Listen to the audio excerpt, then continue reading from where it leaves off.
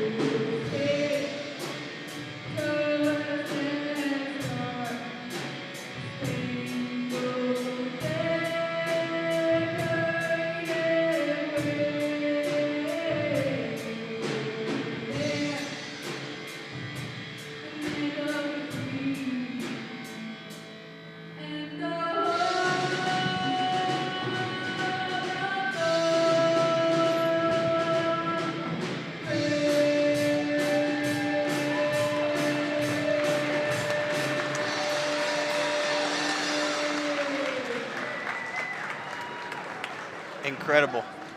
Yes. I say it every time. We have some very talented students here, and that just goes to show it again. Is that an original rendition? I'm not sure. I heard it for the first time this morning. I kind of like that. I heard it something this to morning it. when I was in PE class. They brought their equipment in and set it up and asked if they could practice. I said, sure, why not? The boys are playing, the class is playing some kickball. You can give them a little bit of background music, and I was in awe, Coach. I really was.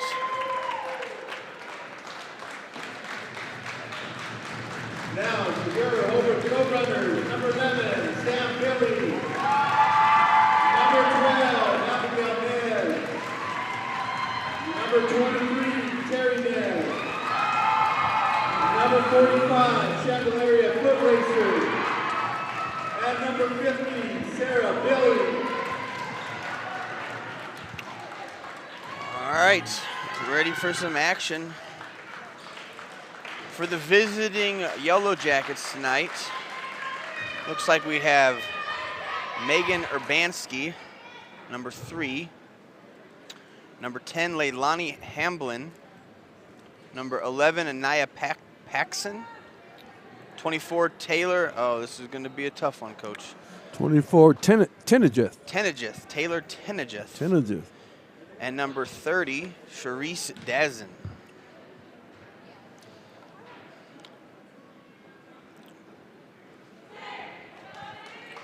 For the Road Runners, we got Abigail Nez, number 12, Alyssa Yazi. I'm sorry, not Alyssa Yazzie. Number 45, Shan Foot Racer. Number 50, Sam Billy. Number 11, Samantha Billy. And number 23, Terriani Nez. Hobart's going to start in the zone now. They've been doing that the last few weeks. I wonder if they know something we don't know as far as when it comes to maybe playoff they do because they time, came out with an out of your hand steal right out of that. There you go. Nez swings it over quick to Nez. Billy had the layup attempt and couldn't get it to go. Rebound from the Yellow Jackets. Hamblin dribbles it up. Paxton swings it over. That was a who was that? Number 30, Dazen from the corner with the 3. Good form there. Nez pass into Billy. Billy's going to finish with the 2 for the layup.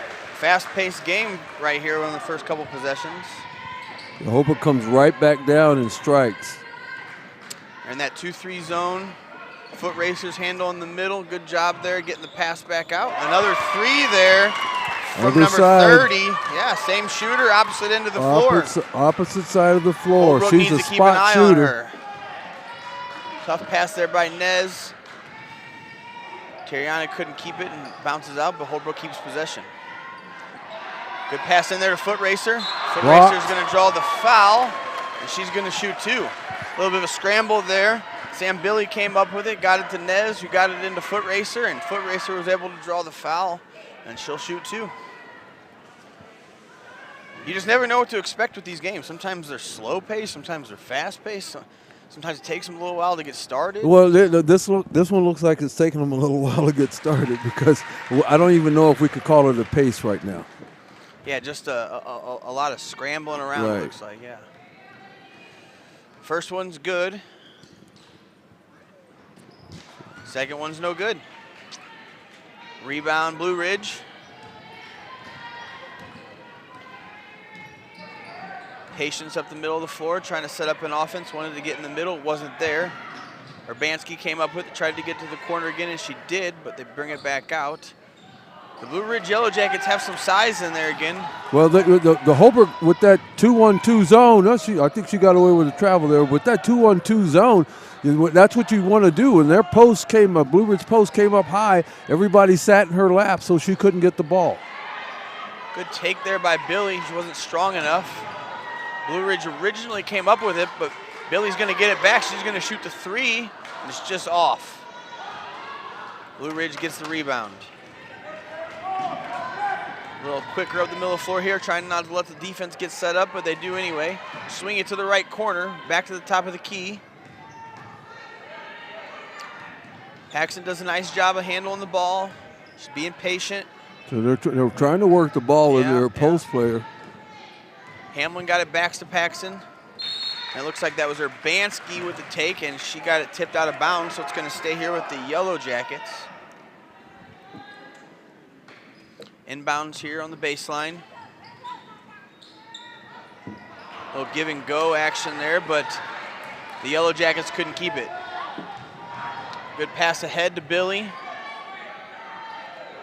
Wanted to get it back to Nez, but she couldn't do it. Abigail Nez comes up with it at the top of the key. Back to Billy. Billy thought about a 3.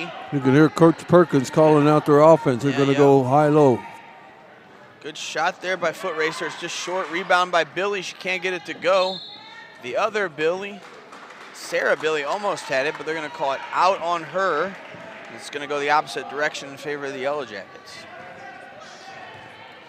It's kind of slow going here, Coach. It's 4:54 in the first period. 6-3 in favor of the Yellow Jackets. Not much action so far as scoring. Good pass there by Urbanski, but the post player for the Yellow Jackets couldn't quite come up with a little scramble there, and Urbanski gets it back. Urbanski showed some speed. Yeah, she showed some speed on that. Hamlin comes up with it. Good tip pass there by Foot Racer. Sounds like the Yellow Jacket coach is going to call a timeout. 30-second timeout here for Blue Ridge. I wonder if like we said, the last few games we've done together, the Roadrunners have been in that zone defense, and just the few short years I've known Coach Perkins, I know he's kind of against that. So Yeah. it's either a situation where they know they're going to need it later, right? Or they're putting it on film and they want other people to see that, so that's just one more thing they got to practice as they get into playoff time now. As a basketball coach, zones are like, it's a love-hate relationship. Yep. When you run it good, and you know this well from coaching basketball, when you run it good, it's great. I coached but sometimes it'll make players lazy too. I coached a lot of youth basketball, and then I coached high school basketball after that. And my biggest pet peeve was youth coaches that would not coach players to learn how to properly play man defense. Play man. Just go out there and stand in the zone. Well, it doesn't work in high school, so you got to figure out how to play man defense something. Good rebound there by number 24 by the Yellow Jackets, and she gets the foul. She's going to shoot 2 here.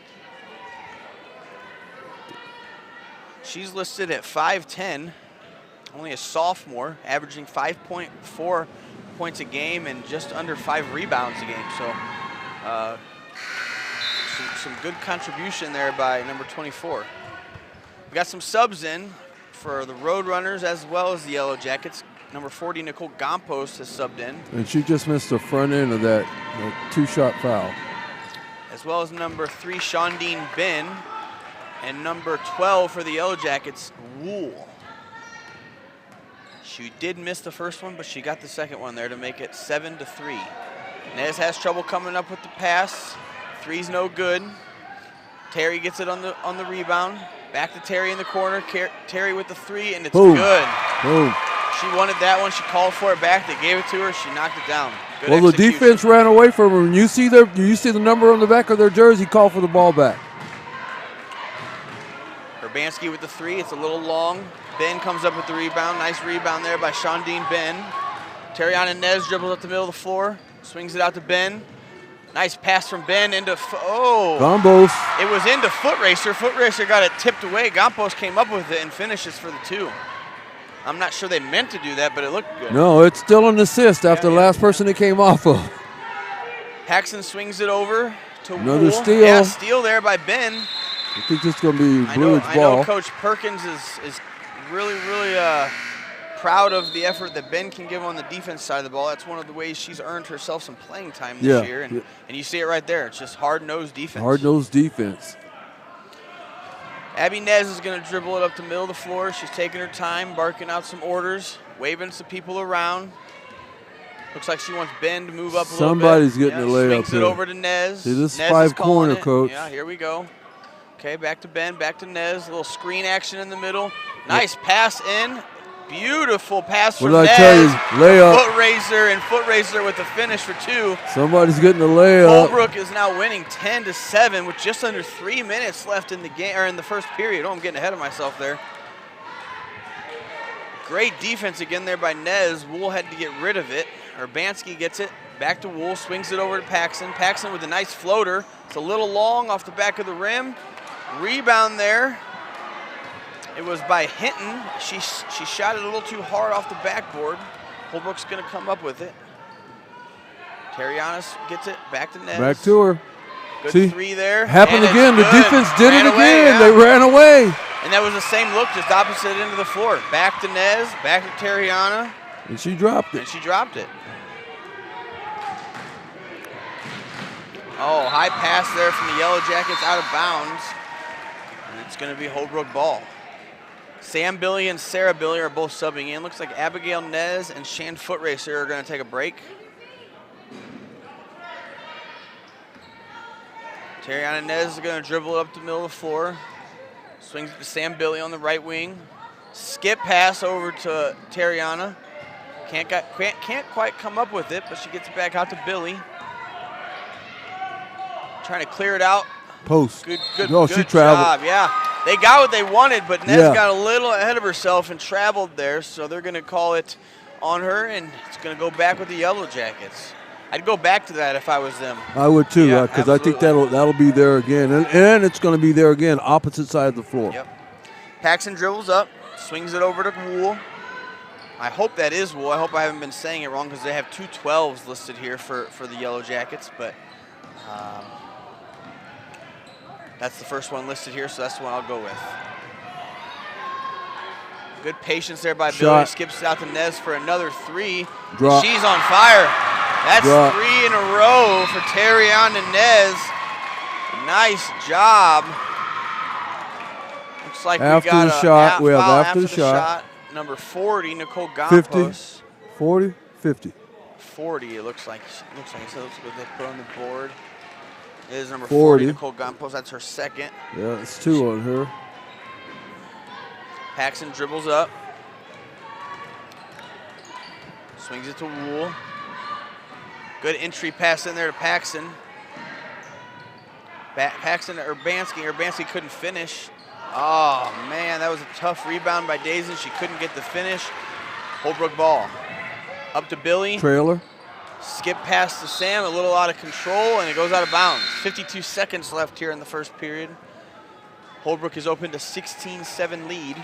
Did you hear me call trailer right there, Coach? Yeah. And the reason why I said trailer, well, you want to go back to Terriana Nez because she's trailing the play. Nobody's on her, and as soon as that ball got, to give it right back to her again. Hamlin gets it back to Paxson. Paxson wanted to make a play. She couldn't quite get there. Hamlin gets it back to the top of the key to Urbanski. Good shot there by Paxson. It's a little long. Rebound, Yellow Jackets, and she bounces it off the foot of Sarah Billy, so it's going to stay here with Blue Ridge. Good heads-up play there.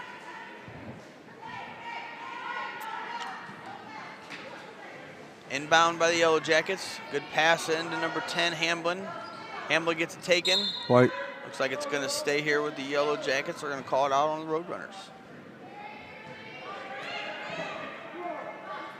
You know, we started kind of slow in this first period, but it seems like as of late, it's kind of taken up. Yeah, just 14-12. Boom. 10. Rebound there with Ben. See if they get a basket here in the last few seconds. They're Oh, looking Nez at the lost clock. control of it, got it over to Ben. She Ben walked. traveled, yep. Ooh, those are tough situations. Got to be aware of all the math happening. Well, and you've really got to take advantage of that, especially come playoff time. You can't have a situation with a goof like that. No. Long shot there by Paxson. Oh, Yeah, it's she almost almost in off rimmed the board, but they're going to say no good anyway. I think it was, the clock had expired, so 16-7 in favor of the Roadrunners. While as we go in here to the second period, started a little slow. Roadrunners picked it up there towards the end, and they've opened up a lead. Hopefully, both teams are able to make some adjustments and see what happens in the second period. Yep. I think that if I'm the Blue Ridge Yellow Jackets coach, I'm trying to take advantage of my size a little bit. Well, they've got a couple bigger, stronger girls in there who I think they need to get to the high-low post with, take their time, not rush things, because we know the Roadrunners want to go fast. So don't play at their pace. Yeah, and I think Blue Ridge is trying to do it when they're running that high post offense. Post action, but yeah. what's happening is a lot of people, a lot of kids forget when they're playing floor spacing, stretch the defense. You know, and like we talked about last time we did this, the ball's got to change sides of the floor. Right, Yeah. right. They can't get stagnant and keep it on one side and kind of move it one side to the other before you try to get that entry pass. Make the defense move and expand. Right. It's going to be Yellow Jackets ball. Hamlin's going to throw it in. Number 3, Urbanski is going to get it. Looks like we have number 22 in, Velasquez, for the Yellow Jackets. Hamlin tried to get it in, a little floater there, no good. Great rebound there by Billy. She had a great box out. Yeah, it was a good Completely box out. moved that Yellow Jackets player out of the way. Nez has it coming up the left-hand side. Gets it in a foot racer. Great pass from foot racer. Billy couldn't quite handle it. That's not Billy. That's number 10, Rael Yazi. She couldn't quite handle it. Foot racer out to Nez. Wanted a backdoor cut. Couldn't find it. Yeah. It's going to be a tip ball there, and Hinton from Blue Ridge is going to come up with it.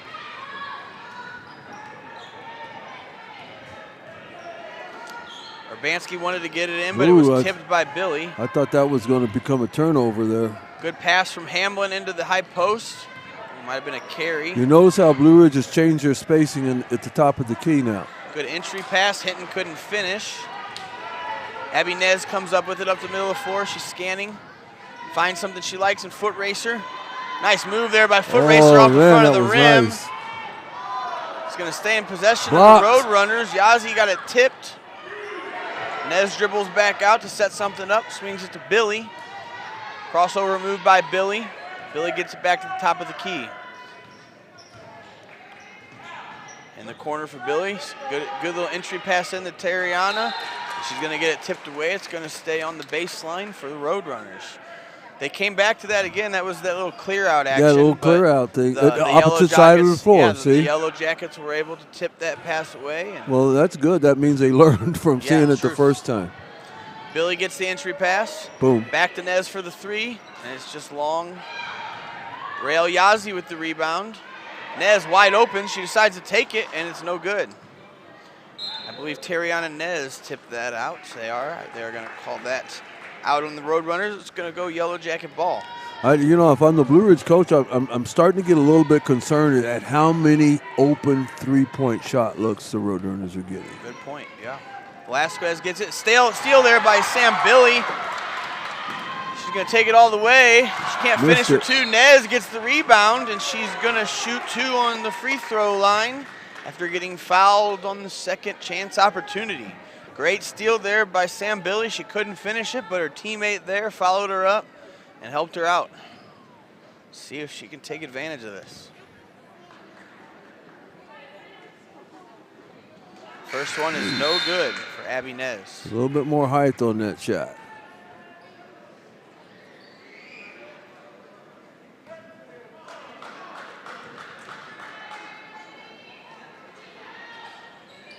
Second one short. Scramble there. Good hustle. Going to be out on the Roadrunners. That was great hustle by Terriana Nez. She couldn't quite get handles on it. So it's going to go Blue Ridge ball. Number 30 inbounds it. Good swing over there to Velasquez. Urbanski over to number 10, Hamblin. See, they're staying on the right-hand side of the floor. They got to switch sides. Yeah, they got it into Hinton, though, and Hinton was able to finish. They're spacing a lot better, you know, because before those passes were being deflected by Holbrook Roadrunners. Nez coming up the right-hand side hot. Dribble handoff to Billy. Billy's trying to take it all the way. She's going to get called for a double dribble there. I thought she could have got a foul called on her, but no, she got away with the travel. Gompos is going to sub in, as well as number 50, Sarah Billy. Sam Billy and Rael Yazzie are going to take a break. Urbanski dribbles up the middle of the floor for the Yellow Jackets. 5 minutes, 20 seconds here. Terriana Nez comes up with the steal. Gets it to Foot Racer. Foot Racer pivots, gets it back to Nez. Good rip through there by Nez. They're going to call a foul. And she's going to shoot two. Terriana might not be tall, but she's a strong girl. But she's playing a smart game, see? She's hitting, she hit what, three pointers. And so that time she gave a head fake and he came out and she dribbled right around That's him. a good point there, Coach. Great point. Boom. First one is good for Terriana.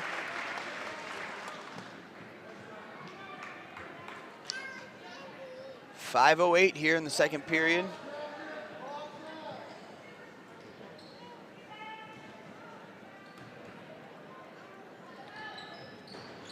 Second one falls to make it 18-9 Roadrunners. Number 11, Paxson is going to sub in. Urbanski is going to take a seat.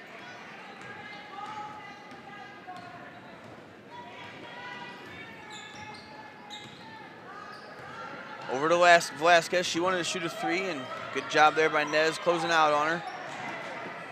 Just kind of thrown away there by the Yellow Jackets. Roadrunners come up with it. That was number 50, Sarah Billy. She gets to Terriana Nez. Terriana throws it up to Foot Racer. Foot Racer takes it in. No call there. Shot was a little short. Shondine Bin comes up with it. Sarah Billy dribbles to the top of the key. Good entry pass in there to Foot Racer. She couldn't come up with it. It's going to be Roadrunner. Nope, sorry. That is Blue Ridge ball. Blue Ridge ball. That was nice defense. Paxton swings it. Oh, she wanted to swing it to the right. Got it to Hamblin on the left. Good shot there by number 30, Dazen. Good form there. It's going to make it 18-11. Roadrunners. About 4 minutes here in the second period. Neither team's really been able to pull away here, Coach. Oh, good tip there by Hamblin, but it's going to stay here with the Roadrunners. She almost came out with a pick on that. Abigail Nez is going to sub back in really quick for number 23, Tariana Nez. And Sam Billy is going to check back in as well for number 50, Sarah Billy. Actually, looks like Sarah Billy is going to stay. Who else came out there, Coach? Did you see? No, I didn't. Back to Nez. Thought Nez was going to shoot it. She got it to Foot Racer. Foot Racer got it back to Nez, back to Billy at the top of the key. Be patient here, get a good shot. Good entry past the Foot Racer, and Foot Racer makes a nice spin off the glass for 2.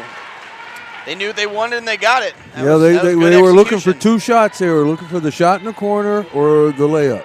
And the layup was higher percentage. Velasquez into number 30. It's over her head. So that's going to go back to the Roadrunners. Sam Billy's going to throw it in. Urbanski's going to sub back in for the Yellow Jackets. Blue Ridge sitting in that 2-3 zone.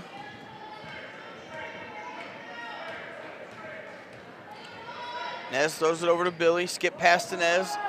Nez for the 3. Just a little short. Rebound there by Billy. Back to Nez. Spread out the floor. Billy in the corner. The 3 is in and out. Rebound by Foot Racer. Hard off the glass. She gets her own rebound. Gets it back out to Billy, it looks like. Billy's going to dribble and get it back to Nez. Nez to Billy in the same corner. And that one is in and out again. That was like deja vu, Coach. And that was 3 3-point attacks at the basket. So I call those good open looks. Okay. They're just not dropping. Urbanski gets to the top of the key, over to Hamblin. Ooh, tried to get into number 24, but Foot Racer's there to deny. That was good defense there by Shan Foot Racer. And I'm sure that Coach Willis understands statistics, and he understands the fact that some of those aren't dropping, but they're getting the look. Great move there by number 30, Charisse Dazen. I think he has all but one of their points. And I would keep going to her. I'm not sure that Holbrook has an answer for that size, so go to it until they stop it. Nez with the 3. It's off to the left. Gompos with the rebound, pass to Foot Racer. Foot Race takes her in. Floater's no good. Gets her own rebound again. And the second chance points off the glass are good. 22-13, Roadrunners. 2:10 left here in the second period. Urbanski with the quick pass to Paxton on the left wing. Paxton back to Urbanski. Thought Urbanski might have got away with a travel there, but they get it to the left corner. Skip past to Urbanski. Steal there from Nez. Blue Ridge is going to get it back. And Holbrook defense is just saying nothing inside the key. She almost got that one too. We're going to get a timeout called here by the Yellow Jackets. Full timeout. 9-point game here, 1:49 in the second period. We are, as we mentioned at the beginning of the game, it's the last home game, so tonight we'll be celebrating senior night. Yes. They celebrate senior night for our cheerleaders, wrestlers, boys and girls basketball. So that's always an exciting time here, and as we wrap up winter sports. Girls sectionals for wrestling is tomorrow in Winslow, I believe. So good luck to all of our ladies who are wrestling in the sectionals. Boys sectionals is next weekend. I'm not quite sure on the location of that. And then state is the following weekend for both groups. So things are moving quick. It's going to be over before we know it as far as winter sports goes. And then we're at the last home game. They should be figuring out seeds for the playoffs as far as basketball goes. Right. I know both teams have a chance here to host at least one game, so we'll see how that goes. And again, like I said, always an exciting time here at Holbrook as we wrap up the winter sports season.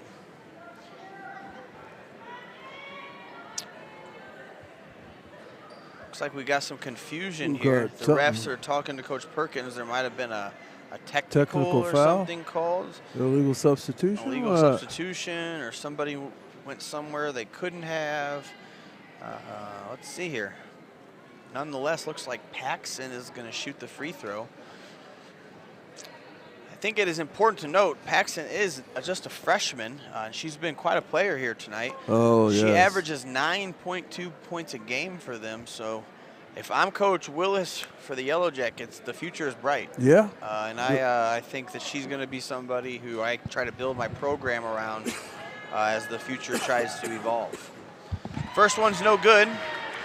I don't know how we can get the explanation as to what took place. Yeah, I'm not quite sure there, but she's shooting two. And she should get the ball back for the Yellow Jackets. So she got the first one, or she didn't get the first one, got the second one, and they're going to maintain possession here. Coach Perkins wasn't too happy about it, so I'll have to ask him about it maybe between games or something, and maybe I can come back with an explanation. Well, you know, Coach Perkins is such a nice guy. His not too happy is probably a lot nicer than I think mine not too happy. Urbanski had it at the top of the post. Another pick. Looks like that's number 22, Elena Yazzie. She came up with the steal.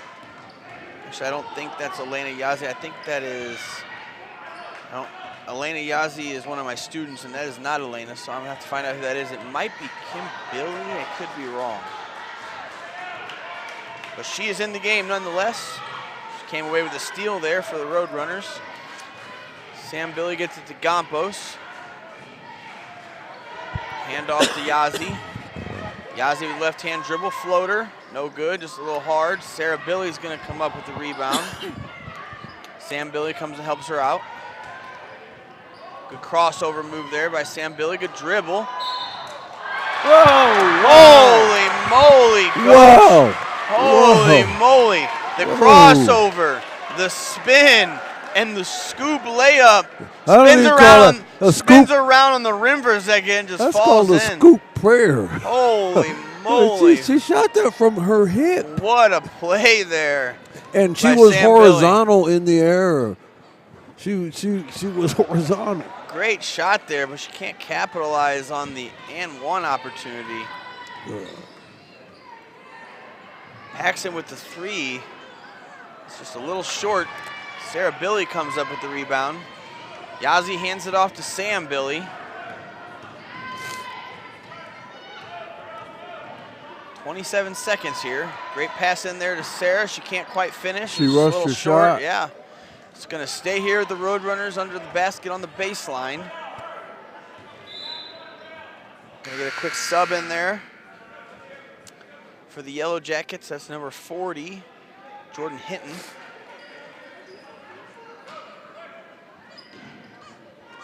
Oh, nice play. Great pass there and a great layup for 2, 26-14. Just 15 seconds here. Let's see what the Yellow Jackets can do. Rael Yazzie comes back after that layup with a steal, or a tip anyway, and Holbrook's going to come up with it. Sam Billy all the way up the right-hand side of the floor. She wasn't quite sure of the time. No, she wasn't. She just picked it up and chucked it. And chucked it up, but it was kind of close still. Yeah. But that's how we're going to finish the period. Finish the half, I should say. 26-14 in favor of the Roadrunners. We're going to start intermission here. Good half. Any takeaways? Any recommendations for either team? What do you expect to see here as they come out from the halftime? With the Blue Ridge, I think their adjustment is that they're running a fine offense in what they're doing, but their ball movement's got to be quicker, and it's got to be almost a little bit more side to side, and keep the Holbrook defense from camping in the key. They have literally camped in the key, and you see that every ball that's gone into their post player has either been deflected, touched, or taken away. So just spread the floor a little bit. Make everybody play with the space. That's a good point there, Coach. And we'll see what kind of we'll see if those coaches are thinking the same way you are and what happens as they come out. But looks like we got Dr. Korporich, who is recognizing one of our board members, Mrs. Yazzie, for an award that she has been given. Fine lady there. She's done a lot for our community, a lot for our district, and I'm sure whatever award that is, she was very well deserving. All right, we're going to take a break here. We'll be back with you shortly, and thanks for joining us.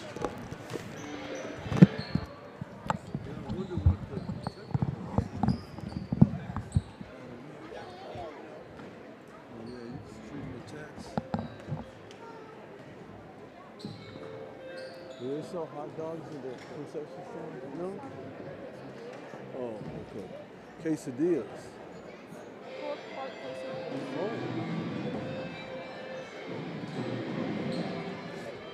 At my age, cheese this late at night, I couldn't do it.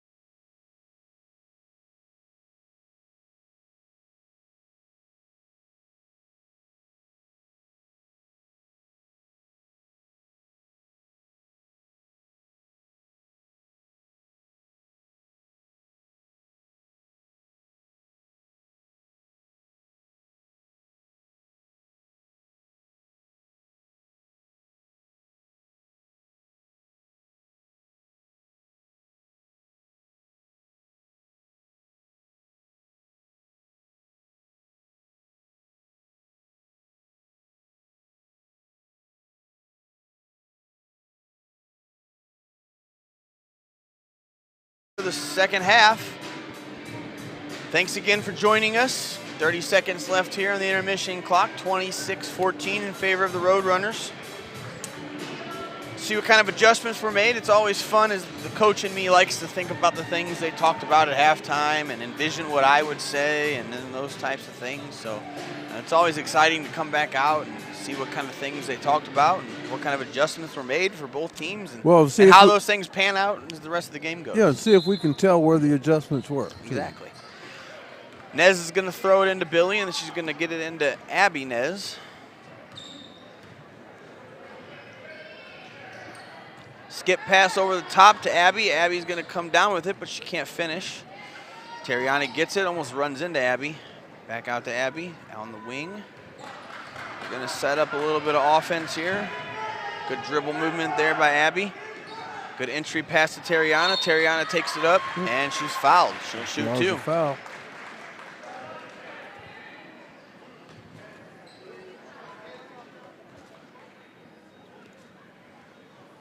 That was good patience there by the Roadrunners on their first possession out of the half. They wanted to get a good shot. They did. It ended up being a foul anyway. And so she knocks down the first one.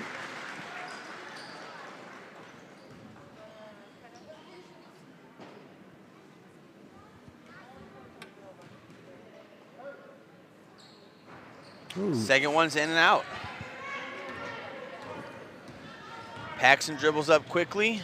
Takes it in, and she's going to get a foul called, so she's going to shoot two. She's impressing me more and more, especially as a young freshman. Well, she cracked the varsity, and she's just a point under double digits per game. You know, she's got a bright future. Well, I mean, you look at some of our players like Abby and Sam Billy, who have got 3 or 4 years of varsity experience themselves, Right. and she's out there holding her own with them. Yes. So yeah, she's definitely going to be a ball player as the years continue to go for the Yellow Jackets. First one is in and out. She'll probably spend some time practicing those, though. Yeah. I can still remember one of my first games as a freshman. I was playing in a tournament at a Christmas event and had a chance to win the game for my team. Guess what I did, Don? Airballed the free throw. Oh, wow. Guess what I did the whole next week? Shot free throws. Shot free throws. And Second one is and good. Most of it because you wanted to shoot free throws because you didn't want to go through that experience. I didn't want to let my team down. I didn't want to be embarrassed. There's a whole flurry of emotions that I didn't want to feel again. Good take there by Nez. She's not going to get the foul called, but Shan Foot Racer comes up with the rebound. A little dribble action at the top of the key. Abby Nez has it. Wanted to dribble and hand it off to Sam, but good defense there by the Yellow Jackets. Over to Nez. Trying to get something set up here, I can tell. Dribble. Good move there, good take, and they're going to call a foul. Who's that going to be on? Either number 24. Yeah. It is 24, Tenegith. That is only her first.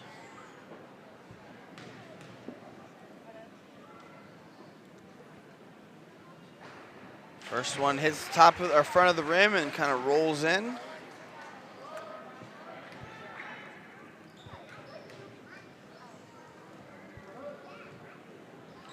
Second one's off the back iron and is in as well. Well, yeah, I've noticed one thing that Coach Perkins is doing. And remember, we were commenting on how many three-point shots were taken in that first half.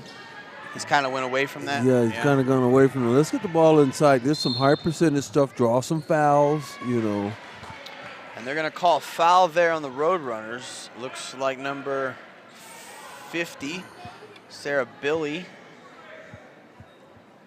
That's her first. Yellow Jackets ball on the baseline. She gets a little bounce pass out to Paxson. Paxson up to number 3, Urbanski. 3 by number 30. It's just short. Yeah, good rebound there by Billy. Billy gets it to Nez. And Nez this is where scans the Holbrook's floor. got to be patient right now. Especially if you're doing the adjustments that you Good needed. steal there by Paxson. Yeah. Yeah, that was not patient by the Roadrunners, but then she gives it right back to Nez, or she's going to keep control of it. It was blocked. Number 12 for the Yellow Jackets throws a 3 up that was tipped. It's going to stay here with Blue Ridge. You notice that the Holbrook girls never tried to save that, and a lot of kids will instinctively go try to save that ball. Never save the ball under the opponent's under their that basket. doesn't work. That don't work. Good 3 there by Paxton. It's no good. Going to be rebound by Foot Racer. Billy comes up with it.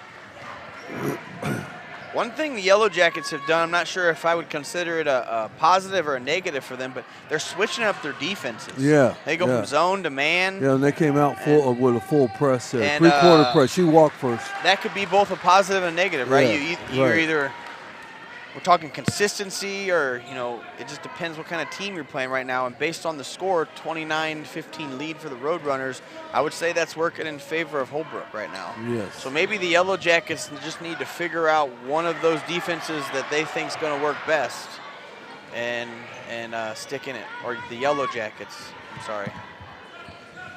Good move there by Paxson. She had a back cut, but she missed it. Dazen has it. She's pivoting, trying to get it to somebody. Urbanski comes up with it, throws it away. Terry Nez gets it up to Sam Billy. She's got no shot. No shot. She got a shot. She got up and under her. Yeah, she I thought she had no shot. She got up and under those big long arms of number 30. He was able to get that Dazen angle. was right there. I was waiting for that to be sent airmail. Good defense there by Foot Racer. They are going to call a foul on her. I thought she was playing pretty tough there, but the ref thought otherwise. 31-15, Roadrunners. 4:54 left here in the third period. A couple subs coming in here. How can they have 2 number 40s, Coach? I'm confused. Wait. That's the... Well, hopefully I haven't been saying the wrong name for one of those number 40s. Jordan Hinton. Yeah, that's the one that's been playing the majority of the time. And now they have another one in. So I didn't think that was legal, Coach. I thought that's the same girl. Well, there's one right here and there's one right here. Oh, whoa. Wait a minute.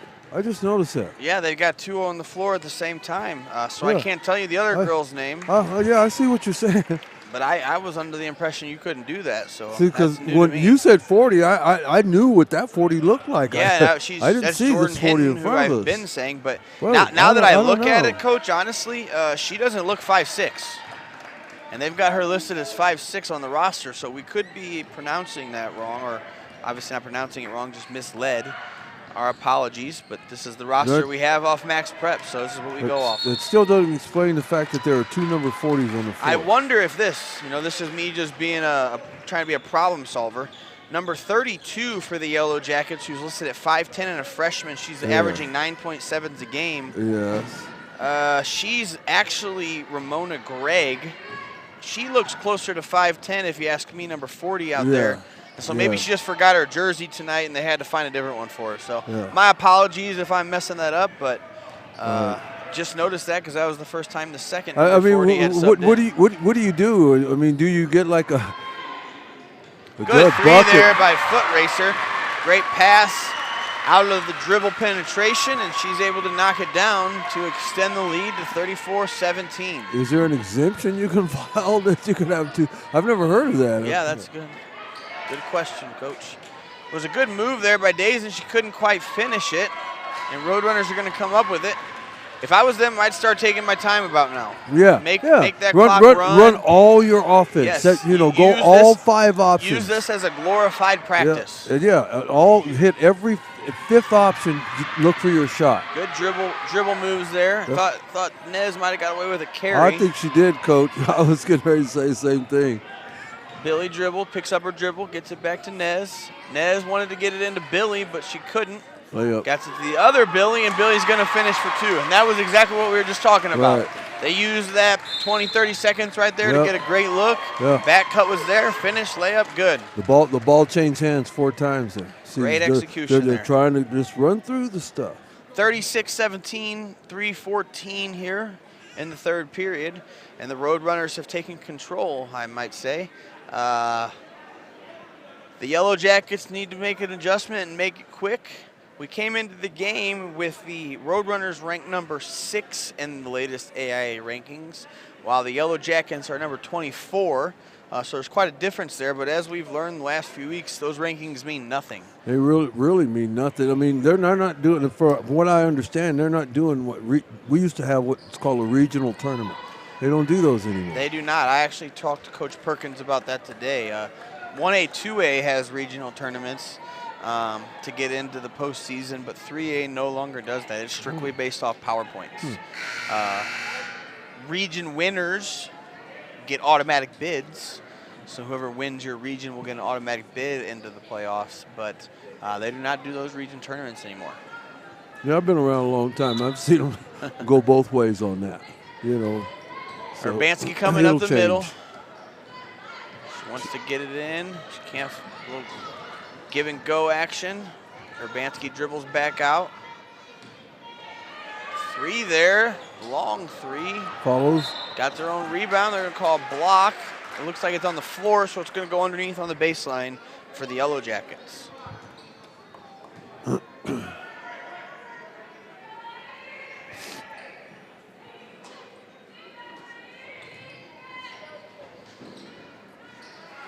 Good defense there by the Roadrunners. Made it really tough for the Yellow Jackets to get the inbound in. Tried to get it to Urbanski, and she can't come up with it. Billy just outruns everybody to the ball.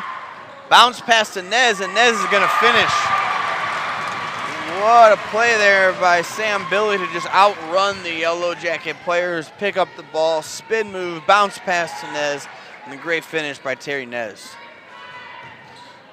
Good shot there by number 24 from the Yellow Jackets. Shondine Ben comes up with the rebound. They're going to call it jump ball. It's going to be in favor of the Roadrunners, so we're going the opposite way here. Shondine Ben's going to inbound it.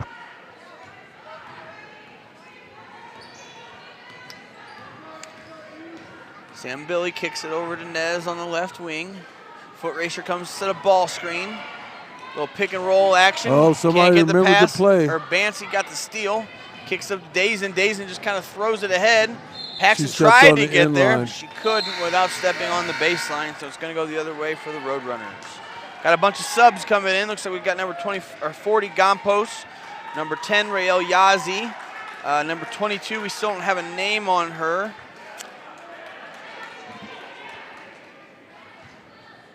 And number 50, Sarah Billy. Rael Yazi got it on the right wing, dribbles to the middle of the floor. Over to the left, wants to get into Gompos. She does. Good entry pass. Good move there by Gompos. It was a little hard. Number 22 for the Roadrunners came up with the rebound. Takes it up strong and gets called for the foul.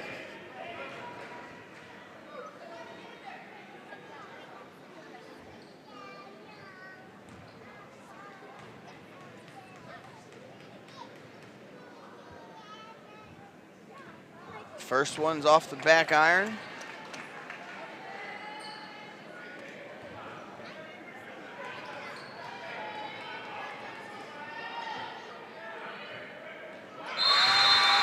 And the second one is good.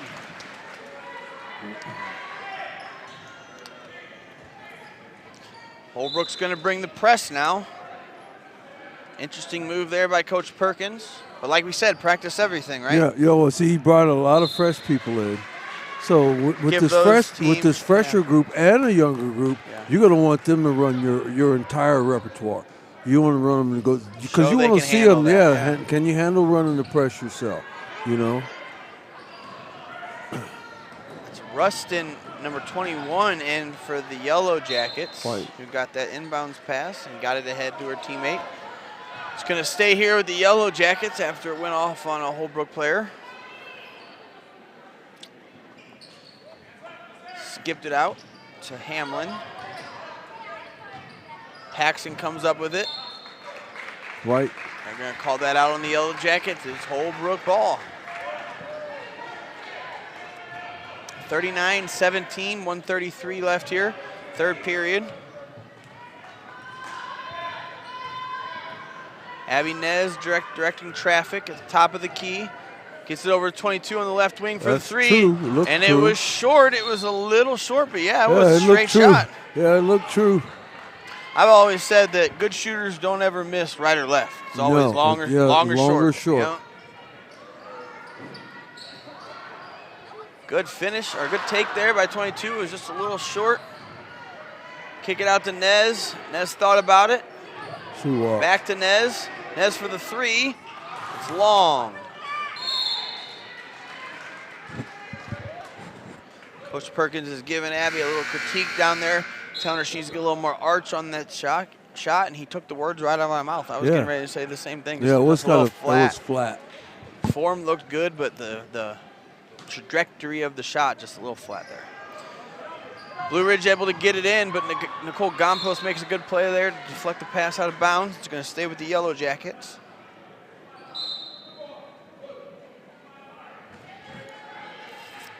Holbrook sticking in that press, letting these younger players, these more inexperienced players get a taste of that. Blue Ridge broke it, was able to get the pass up to Hamblin, but she couldn't handle it. Nez comes up with it, kicks it up to Rael Yazi. Yazi back out to Nez, to number 22, 22 with the 3, and it was off to the left just a little bit. Velasquez comes up with the rebound for Blue Ridge. It's going to be a jump ball. White ball. That's going to be Holbrook ball. 42 seconds left here. Going to get a sub here for the Yellow Jackets. Number 24 is going to get number 10, Hamblin. Rael Yazi gets the inbound pass, right back to Nez, right back to Yazi. Good ball movement there. Looks like she's wanting to get a little dribble penetration. Instead, she finds Billy in the high post. Good ball movement here by the Roadrunners. I was just thinking that same thing. Good shot there by Sarah Billy, and that's that what was happens good when you have that ball, good ball movement. Kudos to them. They scoop back the press a little bit, but in turn, they're going to get a travel called by Dazen. And it's going to be a turnover. Holbrook ball, 41-17, 19 seconds. If I'm Holbrook here, I hold it for the last shot. I get some kind of action here where I'm going to get a layup or a nice easy jump shot. You run your offense if you want to try to get that shot. Well, they're going to get a nice skip pass there. Rael couldn't quite come up with it. Back to Rael, 9 seconds on the clock. She shoots the 3. It was just a little short. Sarah Billy comes up with the rebound. 4 seconds left on the clock. She passes it out. Paxson from Blue Ridge steals, and the clock is going to expire. Got to catch my breath a second after that one. Woo. Yeah, that was 41-17. This one got out of hand real quick. It got out of hand a little bit. I think it's fair to say that Holbrook had a vision coming out at halftime, executed that vision, and they've made a big difference here as we've expanded this game. We're entering the fourth quarter with a 41-17 lead. I would expect a lot of the same that we just saw those last few possessions. Some younger, less experienced ladies getting the time, running a lot of offense, switching up defense, making sure that if you need those girls come next couple weeks, they can handle it. Everybody's got to be in championship run shape. You know what I mean? So you want to make sure everybody's good and sharp. Now, I do believe at the half we had a score of 24-16. Yeah, that sounds all right. Yeah, 24-14. It was a single-digit lead, I believe. Yeah, so there wasn't a big lead. It's gotten out of hand, like you said, but that's just a testament to what the Roadrunners have been able to do here in that period. Put the pressure on Paxson. She's able to get it over to Rustin. Rustin gets it back, shoots up the deep. That might have been a 2, actually, so the deep 2. And it goes out of bounds. It's going to go Roadrunners ball.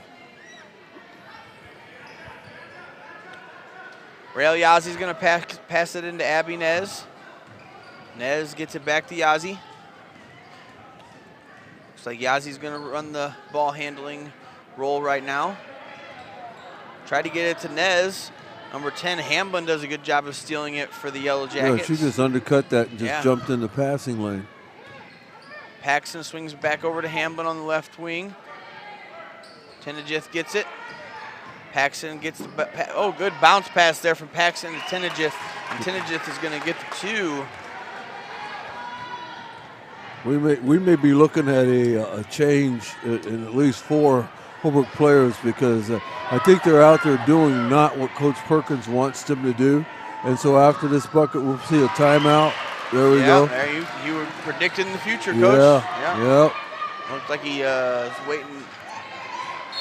He's got the 30 seconds. Yep. You're not doing what I want you to do. Yeah.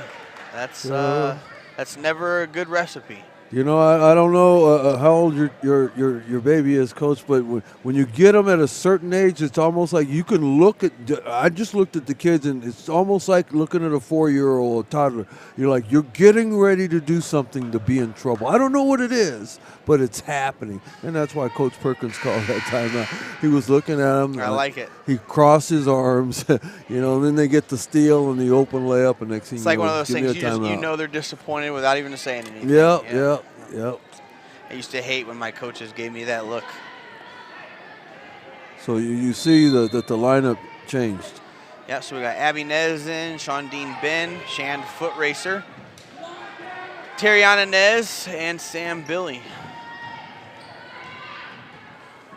Tariana Nez kind of get a little dribble action. Kicks it out to Sam Billy. Billy up the right-hand side. Entry pass in there to Foot Racer. Good move there, but she's going to get denied by the Yellow Jackets.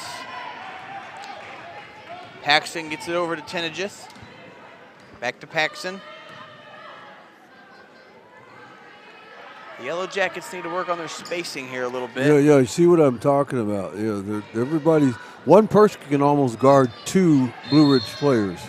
Just stand in between the 2 players, and you got it covered. Shot was no good there by the Yellow Jackets, but they're going to call a foul on number 24 for an over-the-back foul. That's her second foul of the game.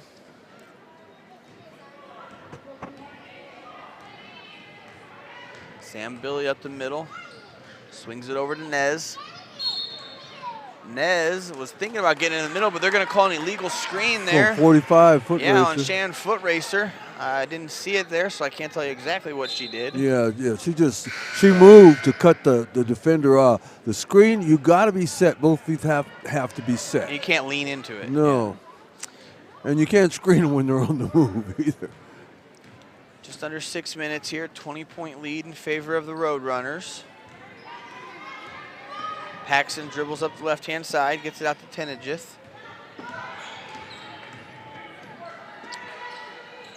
Good defense there by Foot Racer, denying the entry pass. Good hustle there by the Yellow Jackets, tipped it back in. Looks like Paxton got her glasses knocked off. That always makes me nervous. Yeah, I know those things aren't cheap. No, they're not. My wife wears glasses. I wear them, and they're not So cheap. when I see those things go flying, I'm just like, oof. Yeah. Please don't step on those. It's like you wish you had a freeze button. You could just hit freeze and nobody would move until you find your glasses. And God bless my wife. She couldn't see without them. So. Oh, that's my wife. It's the first thing she does is put your glasses Not only would on. I be in a bill of new glasses, but I'd have to You'd have walk to become, her around. Yeah, you'd have to become what her eyes. Yeah, seeing eye dog. You'd have to be a seeing eye dog because my wife, she needs hers definitely. Paxton knocks down both free throws, and the Yellow Jackets coach is going to call a timeout here. They've cut it to an 18-point lead.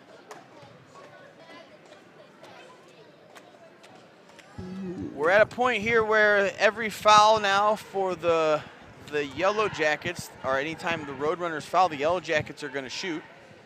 Right. And so, you know, we've talked about this religiously. They've got to make those, scoring while the clock's frozen and all that stuff that we've continued to mention. And so we're still got an interesting situation here for sure. See what kind of execution the Yellow Jackets can come up with.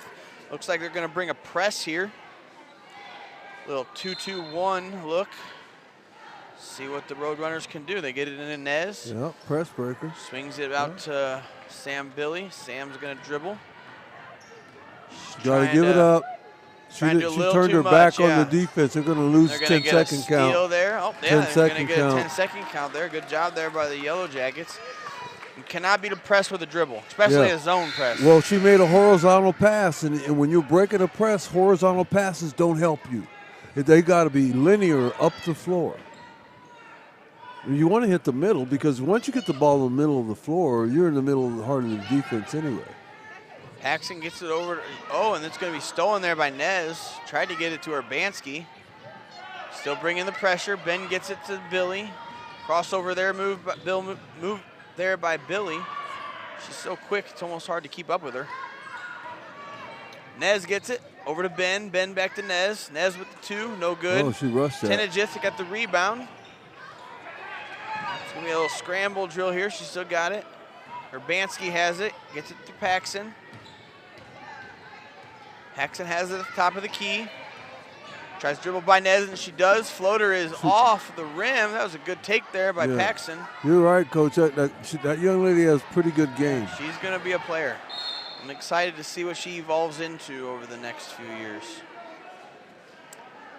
They're going to call that out on the Yellow Jackets. Going to be Holbrook ball. Yellow Jackets still in the press. Terriana has it at the top. Long pass up the left to Nez. Nez bounce pass, and they're going to, oh, I should have thought they called it a kick ball. No, he hit her thigh, Holbrook so they keeps won't up with call it. that. Nez with the 3. I don't really like that shot, I but didn't either. almost had it. Urbanski comes up with it. They're going to call a foul there. Now they go to the line. Yeah, was that 11, Sam Billy? Nope, number 3, Sean Dean Ben. So it looks like Urbanski is going to shoot 1 and 1. Like we just talked about, they've got to make these free throws. Yes.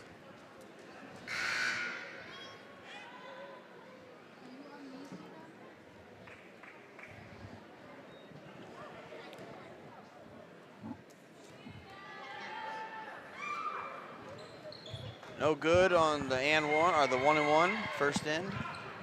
Foot racer, good effort there. Come up with the rebound. Ben kicks it up to Rael Yazi. Yazi gets it out to Terriana Nez. Roadrunners need to be patient here with 4 minutes left in the 4th period. Yeah, just run your 18-point lead. Yeah. You know, layups will get you just as you know, that'll keep the distance on the lead. Shan needs to turn just face. as well There as she anything goes. else can. Be patient, no shot clock. You don't have to rush it. Terriana Nez has it at the top of the key. Good patience here by the Roadrunners. Dribble move over to the right side. Out to Billy. They're going to call a timeout. They got stagnant. Like. Yeah. Yeah. Perkins wants to talk it over. I don't blame him. Yeah. Again, these are key moments as far as learning and experience and all those things that we've continued to talk about. And so, yeah, you've got them. Call them. Talk to your team for a second. At some point, you kind of let it go a little bit because you're kind of hoping that maybe something clicks and somebody will go, oh, I see what we're trying to do. But, you know, nothing was happening. You know, it's almost like they got ineffective. You know, and so Perkins was like, okay, remember why we're doing this. We're trying to get the layup. We're trying to get a high percentage. Something that sends us to the line like we're sending them to the line. Well, it's almost like some of those football games we saw in the NFL the last couple weeks. You can't be a team up with a lead and get stagnant. You still got to play offense. Yeah, you still have to. You saw that with the Chiefs game. Yeah. The Rams let the 49ers make a comeback and almost lost it. And even though you've got a 20-point lead, 18-point lead here, you still got to play offense. You still got to do stuff, and there's got to be progressive. You just can't be. I call what they were doing, Holbrook was doing down there, just running around sweating. You know, nothing was getting done. Conditioning. Yeah, Good point. Terriana Nez is going to get it in to Sam Billy. Good ball handling there by Billy. Good screen by Foot Racer. She had her on the roll, I think, but she didn't look that way. She tried to get it to Nez. She trapped herself. And Urbanski comes up with a steal and then dribbles it right off her foot. Good hustle there, but she did step out of bounds, or I guess slid out of bounds prior to being able to save it. trapped herself. She trapped herself. When you ever back dribble, relief dribble, whatever you want to call it, but just break away. I think we've mentioned that every time we've worked together here, Don, so that's definitely something they need to work on. Rael Yazi has it on the left-hand side. Foot Racer wanted a screen, but Yazi dribbled away from it. Nez with the way she came so tied off that dribble handoff. And it was a beeline to the bucket. And she didn't hesitate. That's well, exactly she didn't right. see anybody on that bottom block, you know, and so she just rounded the corner and headed straight to it. She's going to shoot 2 here. That was beautiful there. Little dribble handoff action. Tight curl there, and nice job. And so, you know, if I'm Holbrook, I know she's got 2 shot foul. Okay, so she's got 1. And I'm saying to myself right now, what do I want to do right now? I'm already thinking, I'm going to press. Right out. Make she sure makes everybody this. knows. Yep, she makes this, we're pressing. Second one short. So, you can't press because of the Dazen situation. almost got the rebound, but Foot Racer wrestles it away. Billy had it and got it swatted. Back into Billy. Good pass there by Nez. Good pivot by Sarah Billy. Bounce pass is tipped. I believe that was that Urbanski. Yeah. We got the tip on the entry pass. She's a hustler. Yeah, she's very quick. Good screen there by Foot Racer. Billy was open and she didn't catch it quick enough to see the layup. Nez is gonna penetrate, kicks it out to Yazzie. Yazzie with the threes, no good. Good rebound there by Gompos. Can't finish on the rebound, but way to use your body there. It's another one of those weight room examples. Yeah. Urbanski kicks it to Paxson. Paxson with the three, it's short. It's gonna go out of bounds and stay, or go with the Holbrook Roadrunners. 2:23 here, fourth period. 19-point lead for Holbrook.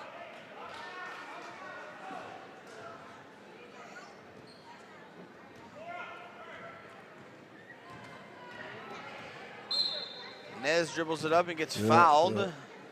That's just six That's on 6. Blue Ridge, One so more they're not Holbrook's shooting in yet. the 1-and-1. Then it definitely starts to hurt you if you're Blue Ridge. Yeah, that's tough because you're just trading free throws at that point. Right. Yazzie gets the inbound. She gets it back to Nez on the handoff. Good crossover there by Nez. Good roll there by Foot Racer and a great shot. That's good execution there by the Roadrunners. 44-23, 2 minutes here in the fourth period. Paxton dribbles at the middle of the floor. Hamlin has it. Good entry pass to Paxton. Paxton dribbles it back out. Tenejith has it on the left wing. Gets it to Urbanski. Urbanski over to number 12 in the right corner. She kind of loses control of it, and Roadrunners are going to knock it out of bounds. A couple subs coming in for the Yellow Jackets. Velasquez, and again that number 40. We don't know if it's Ramona Gregg or Jordan Hinton, but we're guessing that it was the Gregg, Ramona Gregg. because she's definitely closer to the 5'10". And if that's the case, she just knocked down another layup. She does average 9.7 points a game, and she's another freshman.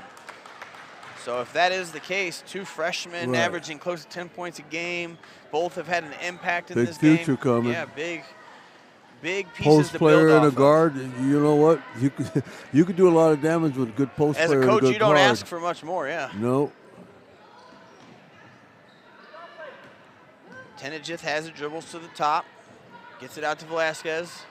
Velasquez thought about it, but she gets it back to Tenejith. Yazzie almost got a steal there. Paxton has it in the right corner. Back to Paxton in the corner. Hamlin has it, good rip through there by Hamlin. Tenejith over to Velasquez. Just a minute here left in the fourth period. Paxton dribbles down, and they're able to get a steal there. Looked like that was Sarah Billy who came up with the steal. And the Roadrunners are going to call timeout to get some subs in, it looks like.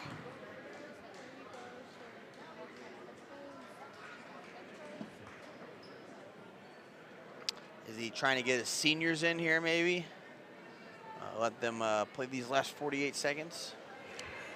Look, what we got to see. Let's see how many seniors we got. Let's see, we got Shondine Band. I'm not quite sure of who's here. Samake Billy, Abigail Nail, Nez, Taylin Spencer, Alyssa Yazzie. Taylin is not playing, but she's here now. So, Yeah, they don't have all here. of them in there. So I'm not sure what that timeout was for, but I'm sure Coach Perkins has his reasoning.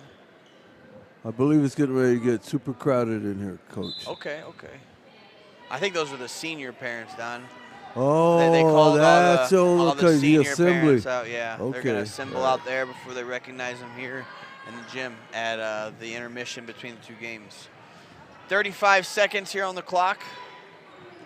Roadrunners had the shot, no good. Tipped around for a second, and Tenejith is going to come up with it.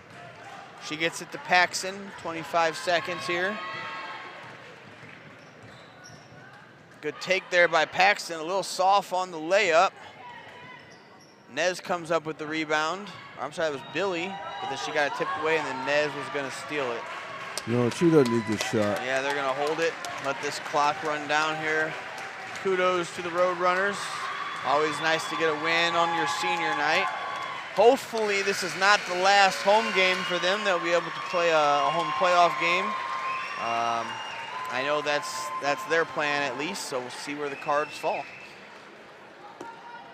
Good effort by both teams. Yes. Intense, fast pace. We've talked about it all night. Some bright pieces there for the Yellow Jackets.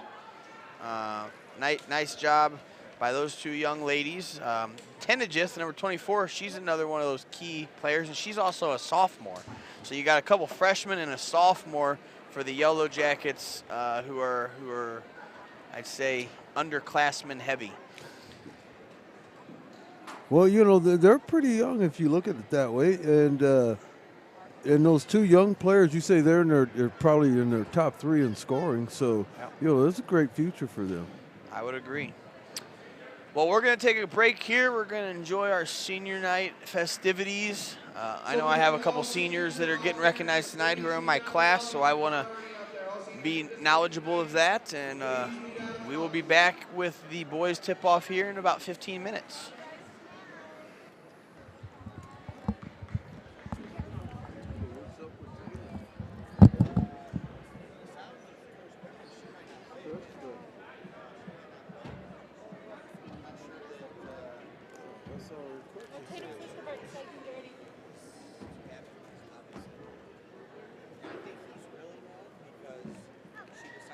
So tonight is our senior night. Tonight's our last home basketball game, so we want to recognize our seniors. So first up for the boys basketball, we've got Bradley Sam. He'll be escorted by Kimberly Begay. He's the manager. This is his first year participating in basketball. It's made the high school memory as homecoming. His future plans after high school is go back to school. And he is most thankful for high school. Next, we have Alexis Lester. He is escorted by Rita Yazzie and Terry Catoni for the step dad. Position as a boys manager has been participating for 1 year. Favorite high school memory is practicing with Bradley. Future plans after high school is go to ASU and get into the architecture program. Next up, we have Jonathan Black.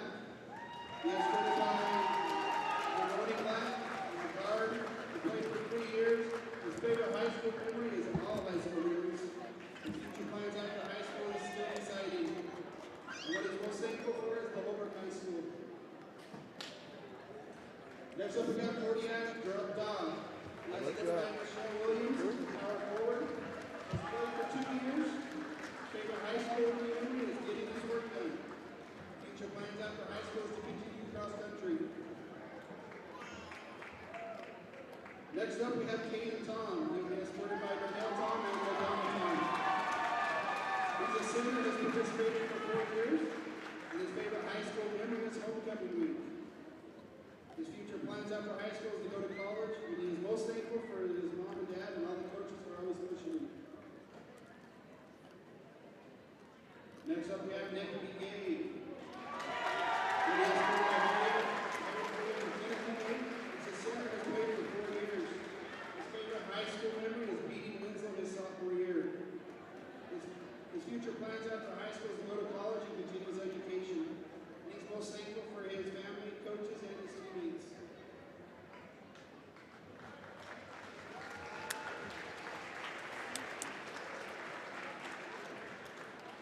Next up, we have Taylor Hatch.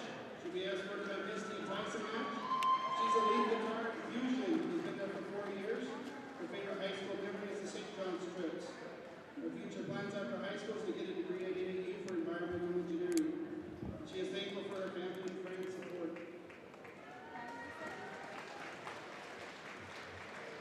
Next up, we have Marencia Sullivan. She'll be escorted by Randy and Jennifer Sullivan. She is vocals for Fusion. She's been there for 4 years. Her favorite high school memory is the Fusion performance at the Patrick County Fair her freshman year. Her future plans after high school is to get a bachelor's degree in biomedical sciences at NAU. She's most thankful for her family's continued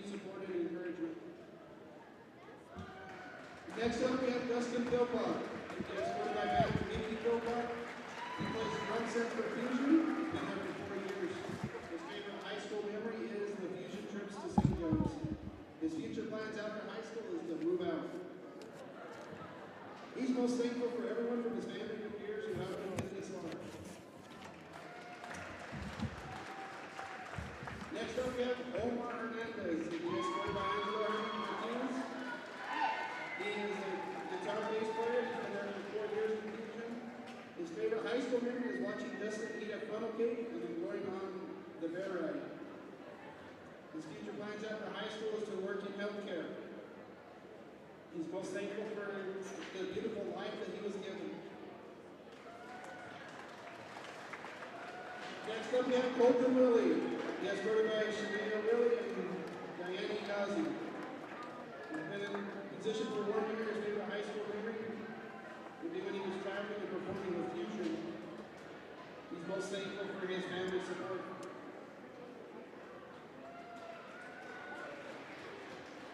Next up, we got Shavana Jake. She'll be escorted by Robertson Jake and Donna Campbell. He's a cheerleader that's been there for 1 year.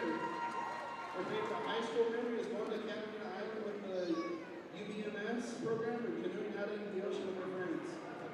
Her future plans is to attend college and pursue a degree in physics.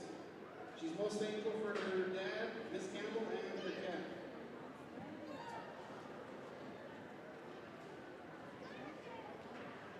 Next up, we have Isabella Boyte. She is supported by Nicole and Nick Boyte.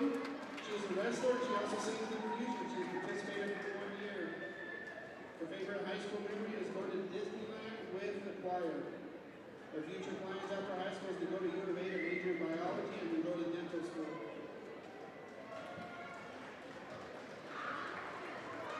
Next up, we have Katie Lee. She'll be escorted by Elshina Inez. She also has 145. She's been there for 1 year, and her favorite high school memory is every time she is placed.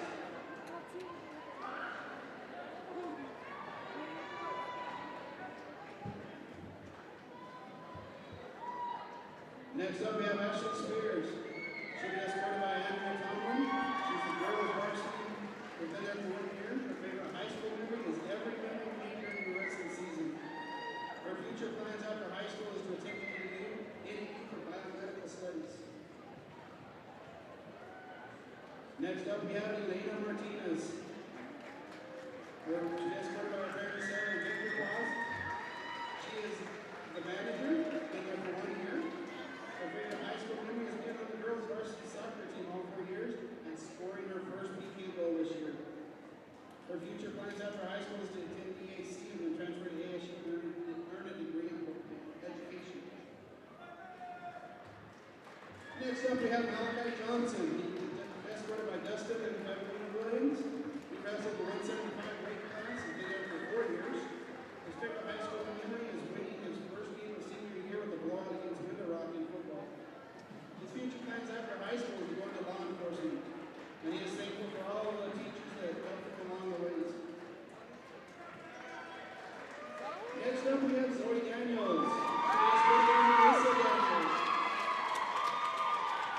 She is the girls manager for basketball, has been there for 2 years.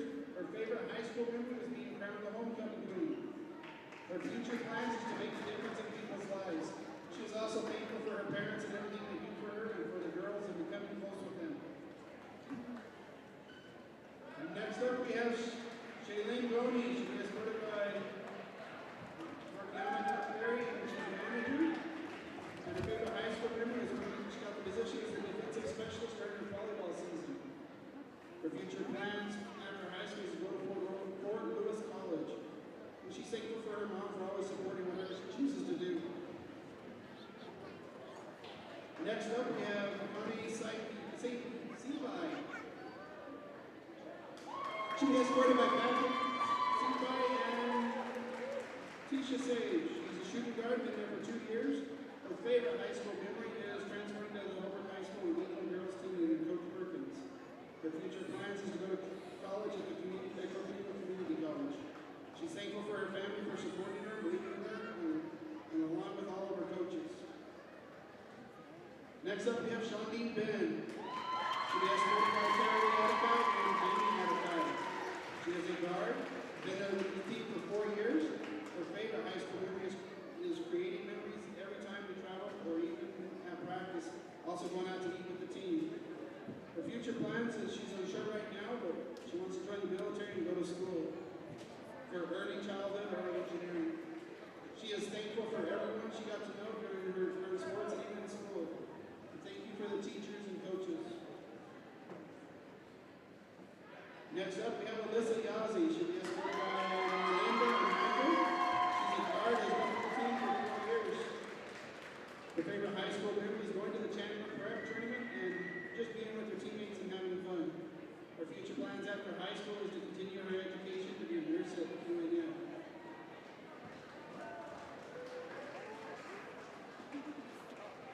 Next up, we have Chandelier Foot Racer. She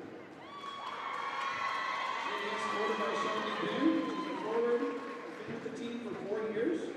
Her favorite high school memory is spending every moment with her teammates in every sport that she joined and making good memories.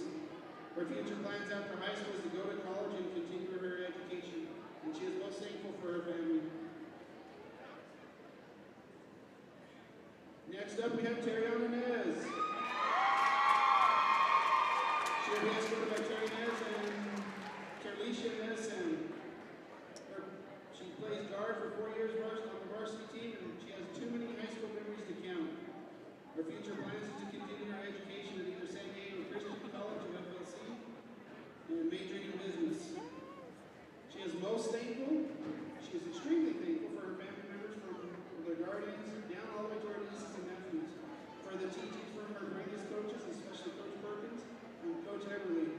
She's also very thankful for her friends, every one of them. Next up, we have Abigail Nez. She'll be escorted by Loretta and Nez. She's a guard who's played for 4 years. Her favorite high school memories is telling ghost stories in the Suburban on the way to the state tournament.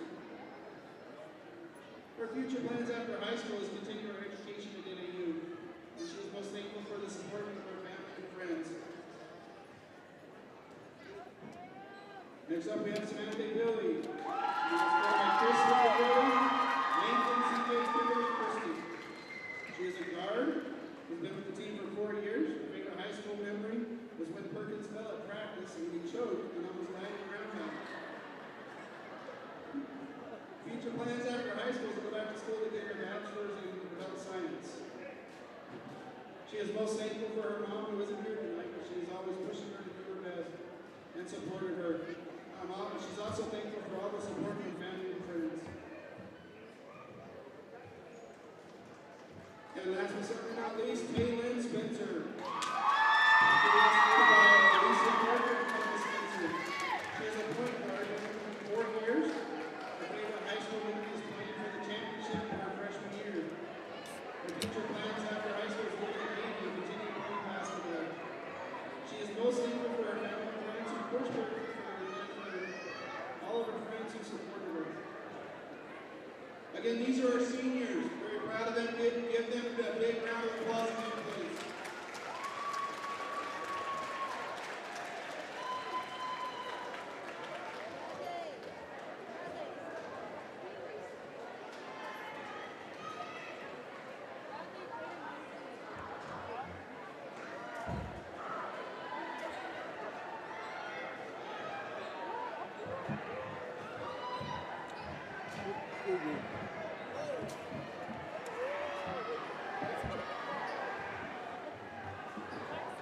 Somebody get clocked?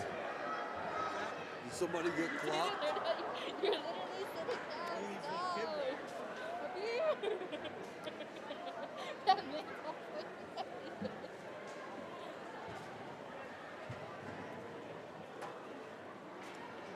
What is it, a candy apple or what? A bag of candy. Oh, okay.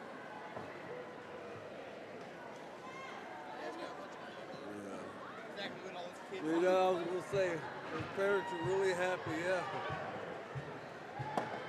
Loaded my kids up with energy.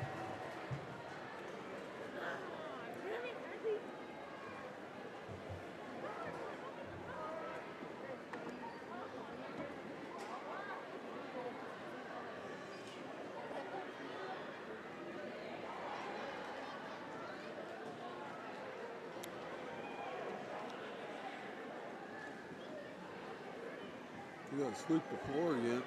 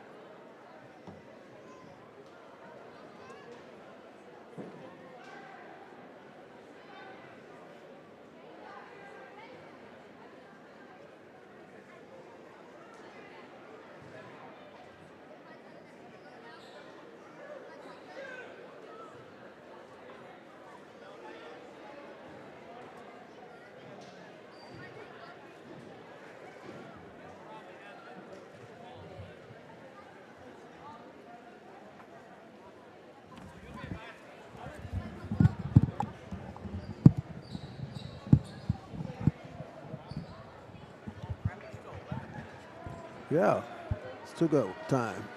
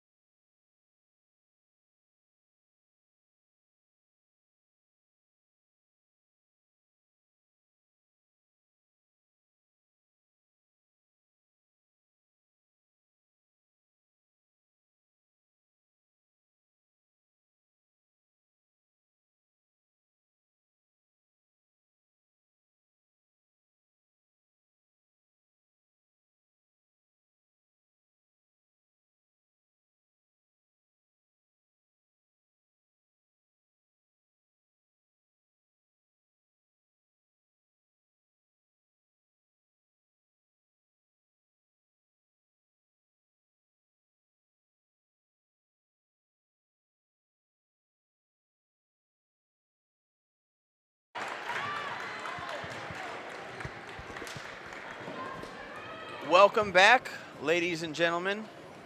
We're getting ready to have tip-off for our boys game. I believe they're going to do national anthem again, announce starters, and then we should be ready to go. Looking forward to a great game here. The number 7 Roadrunners take on the number 27 Blue Ridge Yellow Jackets. The Roadrunners are coached by head coach Delmar Johnson. The Yellow Jackets are coached by head coach Janet Rex. And they abide by the rules and regulations set forth by the association and maintain and improve the high standards of sportsmanship. All fans are asked to respect the effort that the two teams have put into preparing for tonight's game. We ask that all in attendance tonight show courtesy and respect for the other fans, officials, coaches, and the student athletes. We ask that you cheer for your team in the spirit of good sportsmanship. Tonight's game is being broadcast live through the Holbrook High School YouTube page. As a reminder, if you are planning on taking pictures tonight, please make sure that your flash is turned off. AIA prohibits the use of flash photography during the game so it can cause a distraction. Now please stand and remove your hats for the playing of the national anthem. Tonight, the national If you anthem were not here for the first opportunity of the national anthem by our fusion group, you are in for a treat. Turn the volume up here so hopefully you can hear it a little bit.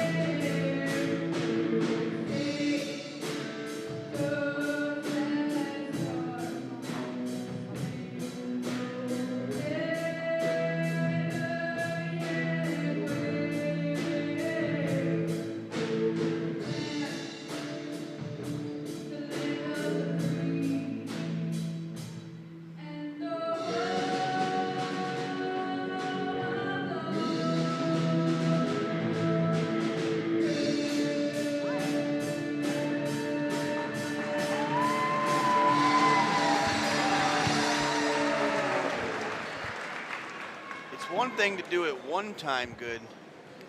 To do it twice, though, that's a talented group over there. Very talented, moving into a whole different atmosphere.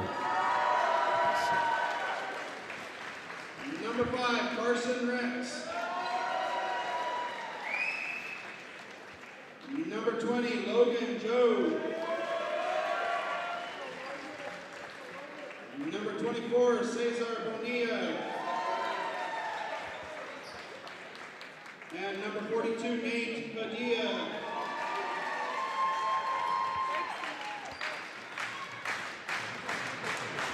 And now for Holbrook number 10, John Black.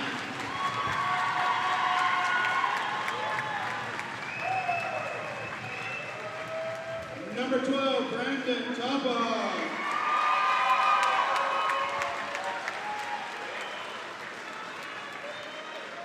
Number 23, Kodak Bob.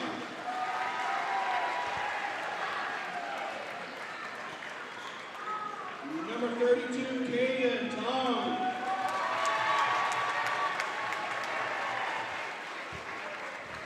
And number 34, Nick BK. As As a reminder tonight, if you are sitting on the red spots on the bleachers, we need you to move in. We cannot have you sitting on the red spots on the bleachers because those are aisles for our fire lanes for everybody. All right, Don, here we go. Looks like for the visiting Yellow Jackets, we got Jason Benito, Carson Rex, Logan Joe, Cesar Bonilla, and Nate Padilla. For the Roadrunners, we got Jonathan Black, Brandon Tapahal, Kodiak Daw, Caden Tom, and Nick Begay. Coach Delmar Johnson going with the senior group tonight on senior night. That's always good to see. Good for them. And let's go. Tip-off is won by the Roadrunners. Brandon Tapahal comes away with it. Kicks it over to Jonathan Black. Jonathan dribbles in the middle of the floor. Pass to Nick Begay. Over to Brandon Tapahal on the left wing. Kodiak Dahl has it at the top of the key. Not going to get that. Yeah, you got to start there. You got to fake him. Oh, that was nice. Blocked by Nick Begay. Number 3, Benito with the 3. No good. It's going to be out on Blue Ridge. The Roadrunners have quite the tall task, no pun intended there. Yeah. They got a matchup with number 5 from the Yellow Jackets, Carson Rex, who's listed here at 6'9". And he's every bit of that 6'9". Yeah, he's got long arms, long legs, and he is going to be tough. They've also got number 42, Nate Padilla, who's listed at 6'6" for them as well. So 2 twin towers in there, I guess you could say, and that's going to be really tough for the Holbrook Roadrunners. Kodiak Dahl has it. Brandon Tophal's got the top of the key. Jonathan Black has it on the right wing. Trying to get it into the middle, it looks like. Caden Tom has it on the right wing, wants to get Brandon to come and get it. Kodiak's going to set a ball screen. Brandon doesn't want it. Penetrates to the middle. Nick Begay with the left-hand dribble to the top. Good pass there by Jonathan Black. Block. Shot from Kodiak Dahl is tipped, and they're going to call a foul there on number 24. Cesar Bonilla. Going to get some subs in here for the Roadrunners quite quickly. Looks like number 30, Tyler Topahal will sub in. Number 11, Quentin Thomas, as well as number 3, Noah Brown.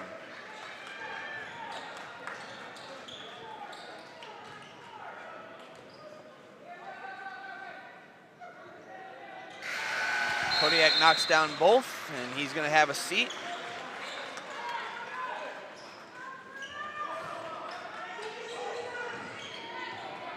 Gets it into Benito. Benito, nice ball handling up the left-hand side. Into Rex on the right wing.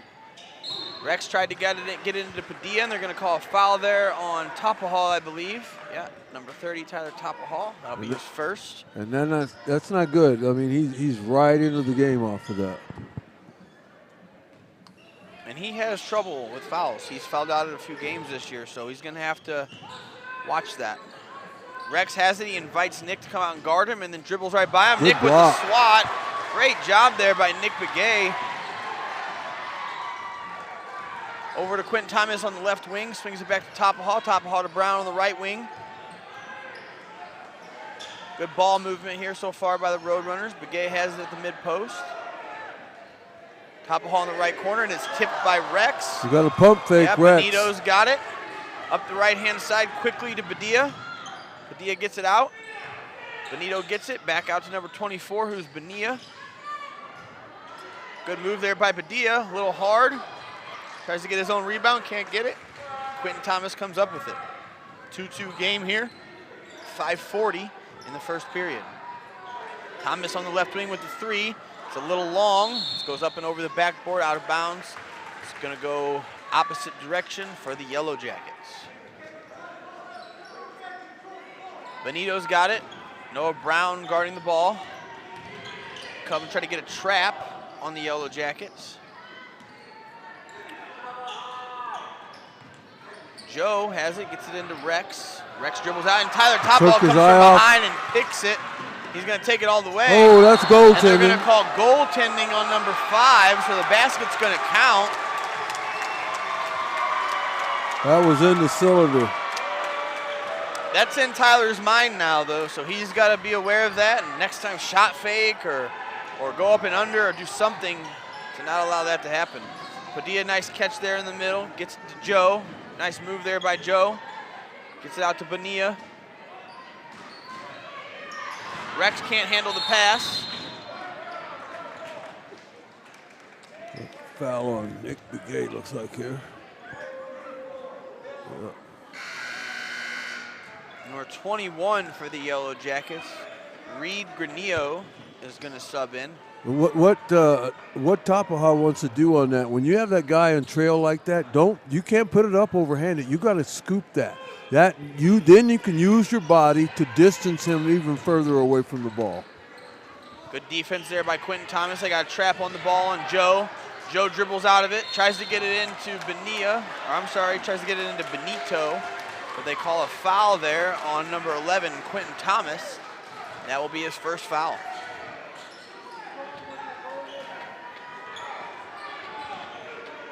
Granillo gets it on the opposite end of the timeline. Gets it over to Benito. Good steal there by Quentin Thomas. Takes it all the way to the basket and finishes for 2. 6-2 in favor of the Roadrunners here. 4:30 in the first period. Benito does a good job of dribbling out of that traffic. Rex wants to set a ball screen. Roll to the basket now. He was there, couldn't get him. Padilla follows him. Good shot there by Padilla. It's a little short. Follows his own rebound. Takes it back up, and they're going to call foul there. So he'll be shooting Nick. 2. Is that on Begay? It is. That will be his second foul at this point, which is not good for the Roadrunners. Looks like Caden Tom is going to come into the game for Nick Begay.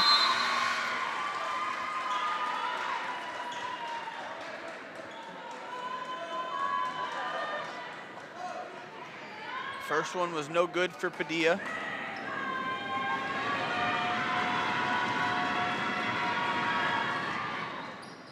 Second one's in and out.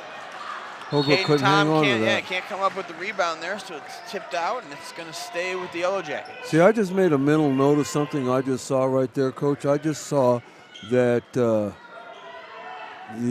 Rex kid, Carson Rex, had to go out. We're midway into the first period. So that's telling me he gets winded real easy.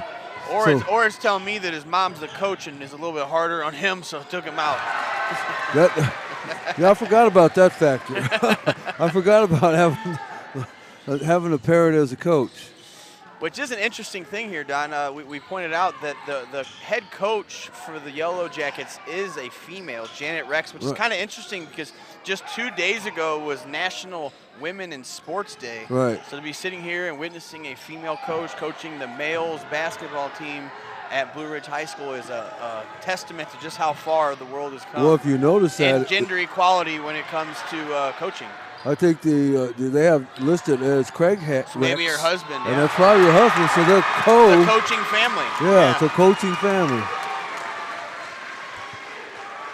Good take there by Tapaha. He gets the and one. So I have an opportunity for a three-point play here. Number 32, Malachi Smith is going to sub in.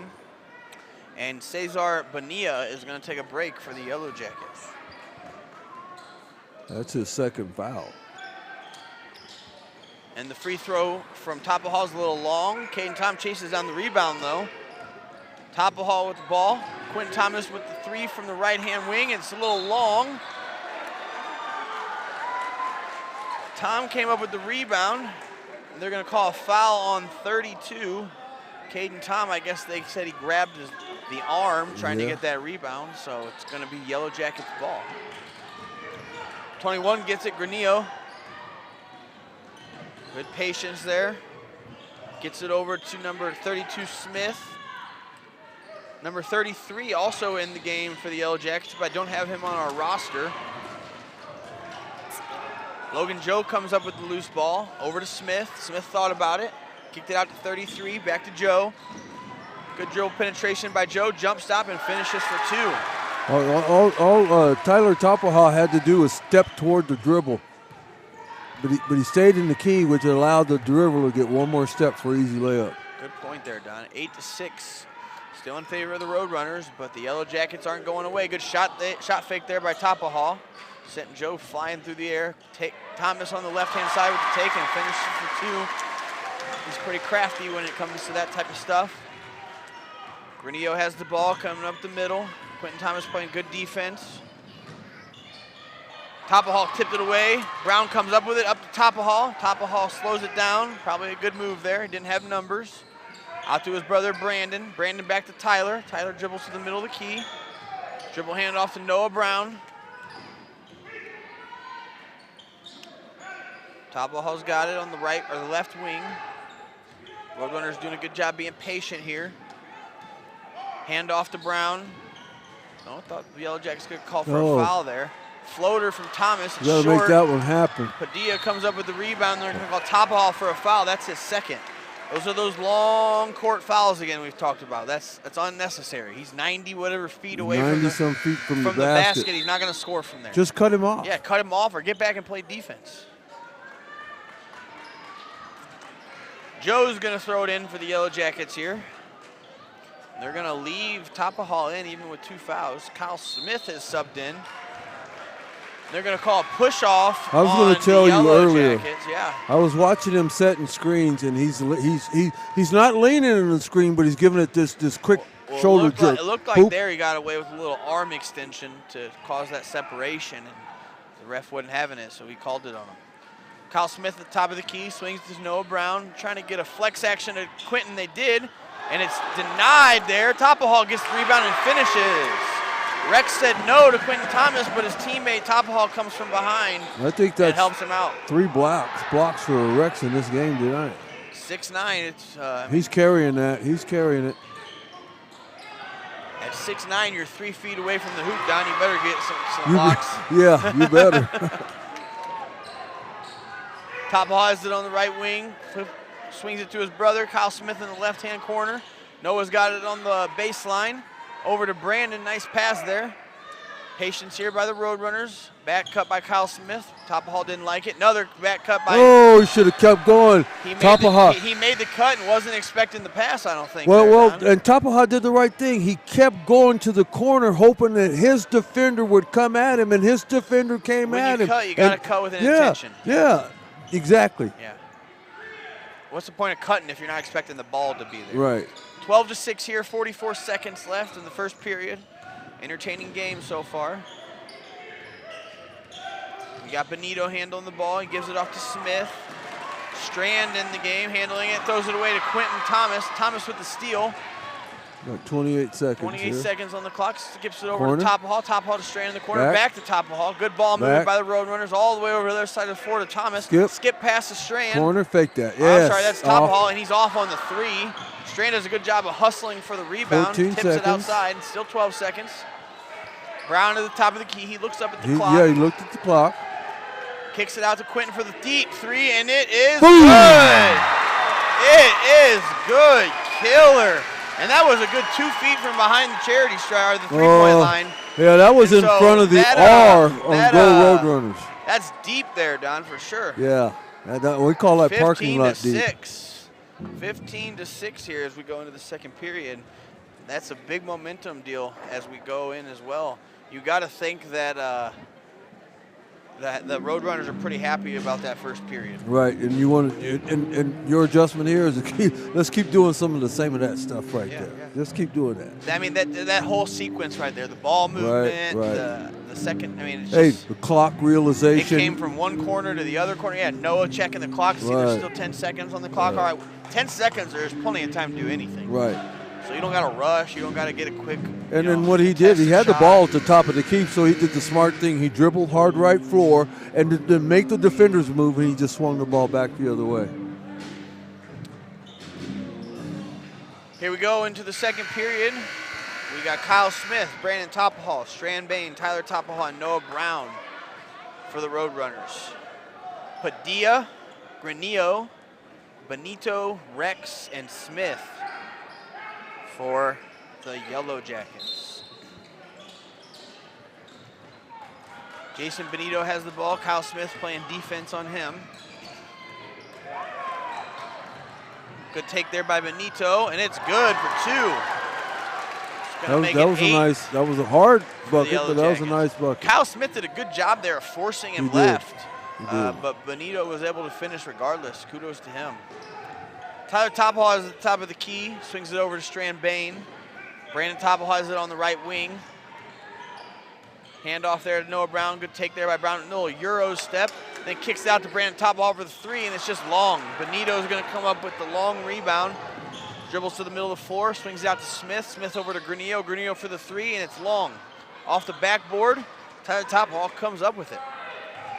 Not a bad shot there by the Yellow Jackets, but they've got to make those shots if they want to win this game. Handoff there to Brandon Topol. Kyle Smith has it on the right wing. Good little hesitation there by Strand to keep Rex honest. Good ball screen. Yeah, it was. Oh, shoot that. Oh, son. That's a free throw. Got it at the top of the key. Yeah, he's a little hesitant. Good pass in there to Topol. Back out to relocating Noah Brown. And they're going to call a hand check, I believe.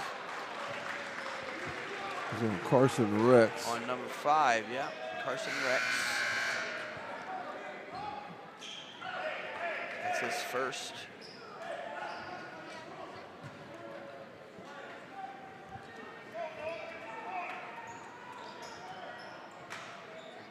Strand Bain with the inbound pass out to Noah. Back to the inbounder, who's Brandon Topol for 3, and it's good.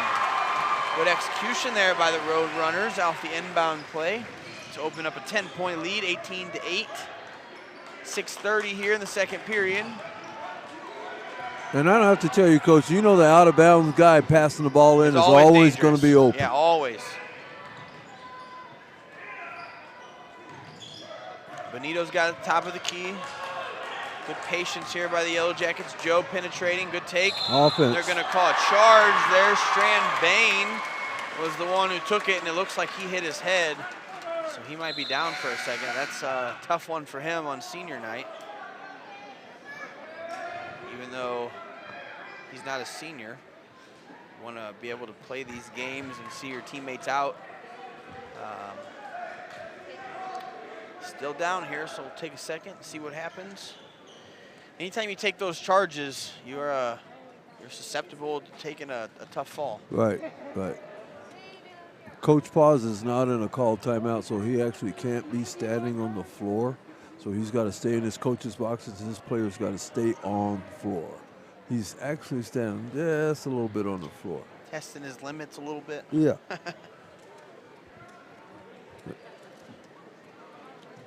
Strand Bain still down. Because once he hits the floor, that's an official timeout. Never good when you got. And it looks like he got dazed too. Yeah, he looks a little out of it.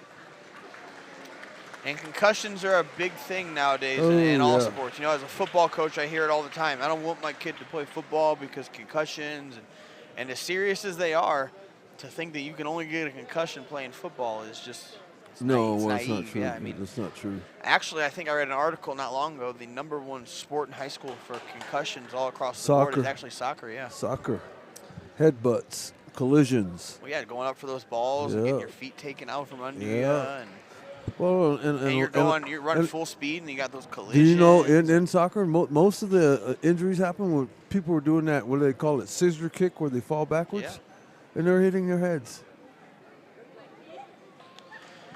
Sports are a dangerous thing. It's that I'm a health teacher here, and it's one of those risk factor things we talk about, right? It is what it is, and just as you could go out down the street and twist and fall and break your ankle, you could do the same playing a sport. So it's one thing you just can't mitigate what can happen. Looks like Strand is up. They're going to help him off the floor. Who they got come in for him? I would doubt that we see him back. Oh no, not after that. Just with my knowledge of concussions. And well, he's got to see somebody. He's got to come back. He's got to be cleared to come back into play. And we don't have those personnel in our building, and so he'll have to go see an outside source. We hope the best for him. Looked like Kyle Smith checked in for him. 6:09, second period. Still 10-point lead in favor of the Roadrunners. Top Hall has it in the left-hand corner. Skip pass to Kyle Smith. Short pass to Top Hall. Top Hall dribbles top of the key. Handoff to Noah Brown. Yellow Jackets are in a 2-3 zone. Three ball there by Top Hall is off just a little. Benito has the rebound up the middle of the floor. Good defense there by Kyle, way to cut him off. Pass out of bounds there by the Yellow Jackets. Number 21 and 33 just weren't communicating the best. And I think 33 wanted him to do one thing and he did a different thing, and it caused that ball to go out of bounds. Noah Brown's got it, dribbles on the left-hand side. Back to Nick Begay at the top of the key. See how high Holbrook is working that defense? They're looking for a layup, see? Kyle Smith, top of the key, swings there to Noah is. Brown. Missed it. Flex cut by Begay. Three ball by Brandon Topahal, and it's just short. Joe with the rebound. Gets it to Benito. Benito's coming up the floor quickly. These Yellow Jackets have some speed. Shot by Joe is no good. Tip to Benito. Benito throws up the rebound, and it's not any good as well. Scoop. Good pass there from Noah Brown to Tyler Topahal for the 2-point layup. And that took about 0.3 seconds to get from the free throw line. Hey, that was layup. about 90 feet right there. Yeah. That was a quick transition. You love to see that for the Roadrunners. Good jump shot there by Benito, but he can't get it to fall. Rebound by Begay. Begay out. Gets it out to Noah Brown. Looks like we're going to go to Top Hall in the middle. Skip pass to Kyle Smith in the 3, and it's tipped by Benito. It's going to stay. No, they're going to say it was tipped out on the Roadrunners. It was tipped by Nick Begay. Okay, so they're going to give it to the Yellow Jackets. He would have just let that go. He should have let it go. It'd be Holbrook ball on the baseline. That's a bang-bang play, though, so I can understand. Roadrunners going to show a little press here. Carson Rex is going to sub in for Nate Padilla.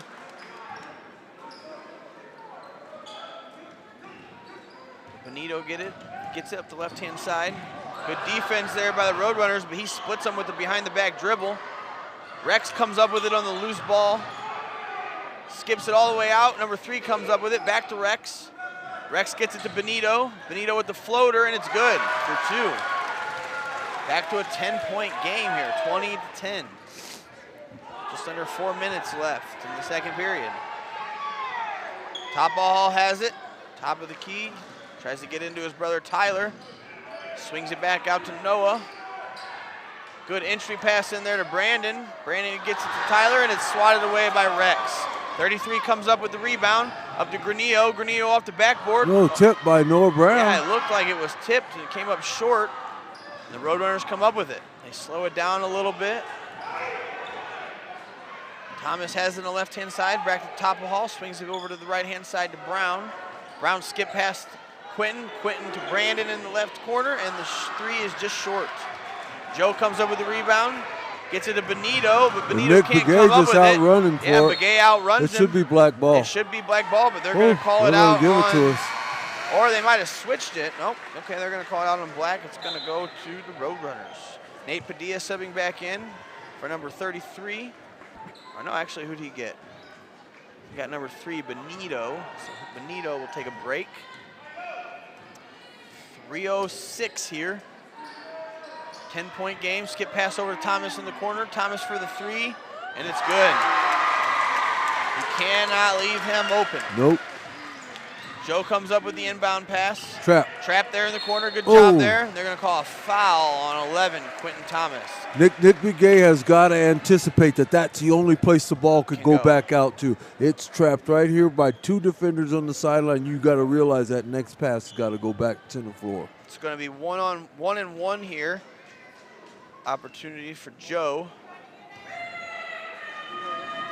13-point game in favor of Holbrook. First one is good.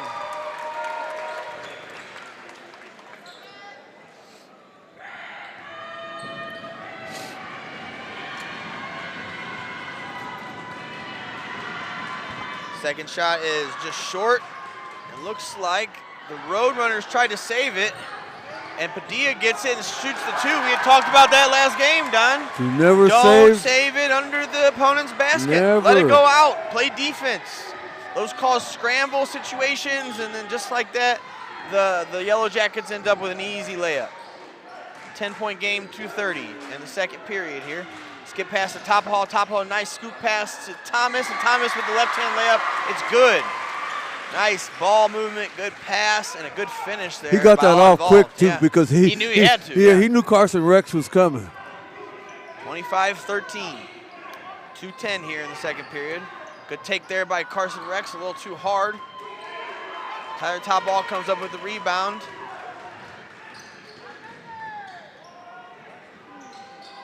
Tyler Topball, top of the key, swings it to his brother Brandon. Here comes Thomas to replace him on the cut. Noah with a deep three, and it's long. Malachi Smith with the rebound for the Yellow Jackets. Oh, he got away with a walk there. No, He got away with another Nate walk. Padilla comes up with it in the paint, and he tries a little spin jumper and can't come up with it. Both teams Road look a Runners little get the rebound. helter-skelter right And I now. think they're a little tired, honestly. It's a fast-paced game. It's back and forth. There's a lot of scrambling, just like this, right? Brown comes up with it. Tyler wanted to skip it over to his brother, made the smart decision and dribbled out. Brown has it at the top of the key. Bounce pass to Brandon Topahall, skip over to Quentin. No dribble penetration, Topahall with the three. No good. They're gonna call a foul here. Who's that gonna be on? It's going to be on Brandon Topahall. Number Or Tyler 30. Topahall. Number Tyler. 30, Tyler. I think that's his third. That's there. his third one, yes. So he's probably going to have a seat for the rest of this period, rest of this half. And the Yellow Jackets are going to shoot again. Which doesn't leave him in bad shape, you know.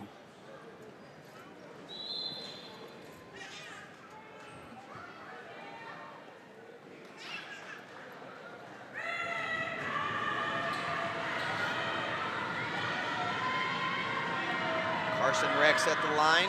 First one's long. Rebound by Malachi Smith, no good, but Give him 3 Padilla's there chances. to get the second chance. I guess, yeah, you're right, the third chance, and makes it count. Back to a 10-point game. 50 seconds here. Topahall with the skip over to Thomas.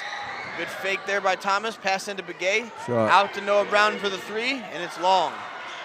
Caden Tom with the rebound. Quentin Thomas Shot. with the three from the right wing. Another long one. Malachi Smith with the rebound. Gets it out to Benito. Benito splits a couple defenders.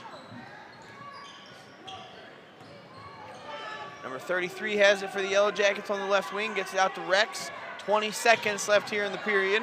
I would imagine that the Yellow Jackets would feel a lot more comfortable with a single-digit deficit going into halftime here. Or yeah, going in with a bucket. You know, something positive. And Oh, they they throw it away. Throw it away with 7.5 on the clock to give it back to the Roadrunners and give them an opportunity to take advantage of that.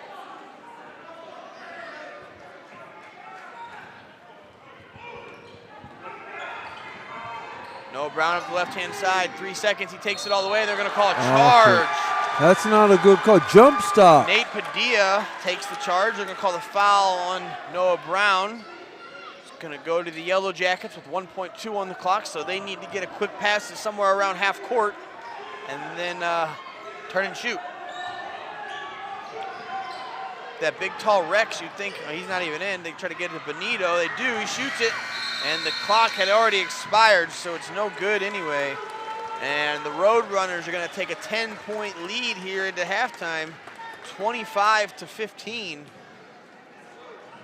Fast-paced game. Fast pace. Lots of back and forth, throwing up shots. Honestly, Don, you know, I think that the Yellow Jackets need to take advantage of their size a little bit more. They need to They're take trying to play Roadrunner basketball, I think, a little too much. and they that's get, you not get gonna caught work. up. Sometimes you get caught up when teams come out and just start running. You get caught up in that same psyche, trying to run with them. You know, and I was pointing at you when I motion to you Yep. that we noticed that Carson Rex, during a ball out of bounds on Hands the on Blue his Ridge knees, base, yeah. he had his hands on his knees. Yeah. See, me as a player, if I ever saw you do I'm that, attacking that's him. blood in the Yeah. water to me like a shark. I'm like, okay, I'm attacking you now. Well, yeah, you he's had to come out 2 or 3 times Right, in right. that first half. But they got the Padilla guy as well. So as long as one of those guys is in the game, I Right. feel like they've got the advantage. Yeah, when it they comes do to have the size. advantage. You gotta when you have that type of advantage, you gotta control the tempo. You got to slow it down and Yeah. control tempo. You can't get into the tempo that Holbrook's trying to run. And Blue Ridge, that's all they really need to do is just come out, control the tempo, realize that what advantage do we have? Are we playing at home? No, right? No. So we have the height advantage. Now, how do we make that an asset, not a liability?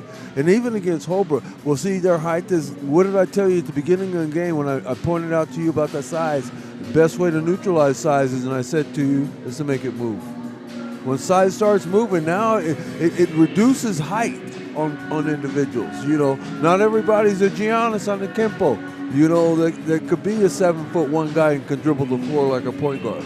And so you start moving people, and it makes a big difference. And Blue Ridge comes out, slows the tempo down, and then they do all right. But if Holbrook can just come out and get Blue Ridge to still play into their tempo, it's all in the hands of Holbrook. But I was going to point out something to you that may become a major factor in the game later on. So Holbrook in that first half had 1, 2, 3, 4, 5, 6, 7, 8 fouls. Yeah, they were in the bonus pretty early there. Yeah. And so that includes Tyler Topahall with 3, right? Right. Yeah. So and then Blue Ridge, they've missed several free throws. So going to the line, the scorer is against Blue Ridge right now, but in their advantage, they're not fouling at the rate that Holbrook's fouling. And so Holbrook's got to back that off in order for the fouls not to become a part of this game. Going to be interesting to see what kind of adjustments come nonetheless. We're going to take a quick break here. Got about 7:30 left at the halftime intermission, and we'll be back shortly here to finish the game. Again, last home game of the season. Hopefully we can finish it out with a bang.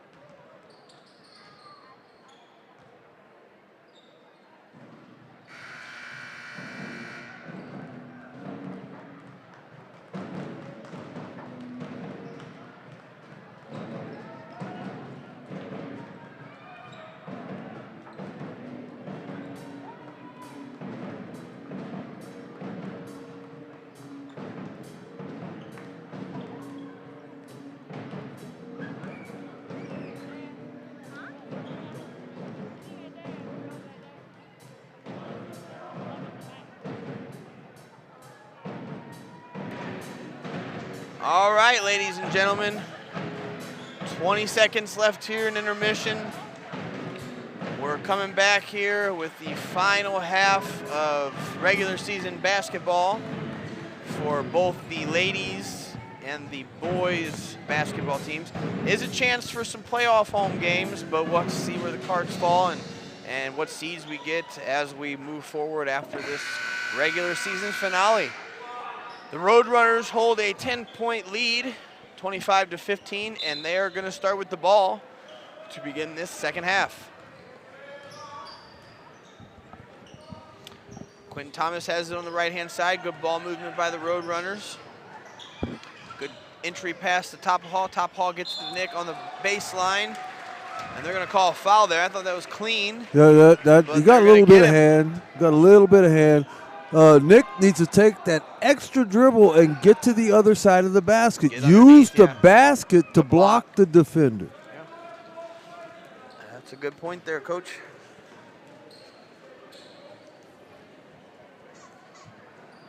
First one bounces around and is no good for Begay.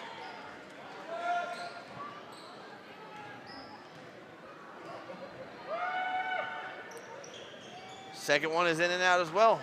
Granillo comes up with the rebound, up the right-hand side quickly. Passes it out to Rex. Rex gets it to Benito. Good take there by Granillo, and they're going to call a block. Whoa. And Nick kind of got hit in the head there on the after effect. Looks like he's all right. He popped up. That foul's going to be on Nick Begay. That's also his third there, Coach. So both Tapajal and Begay have 3.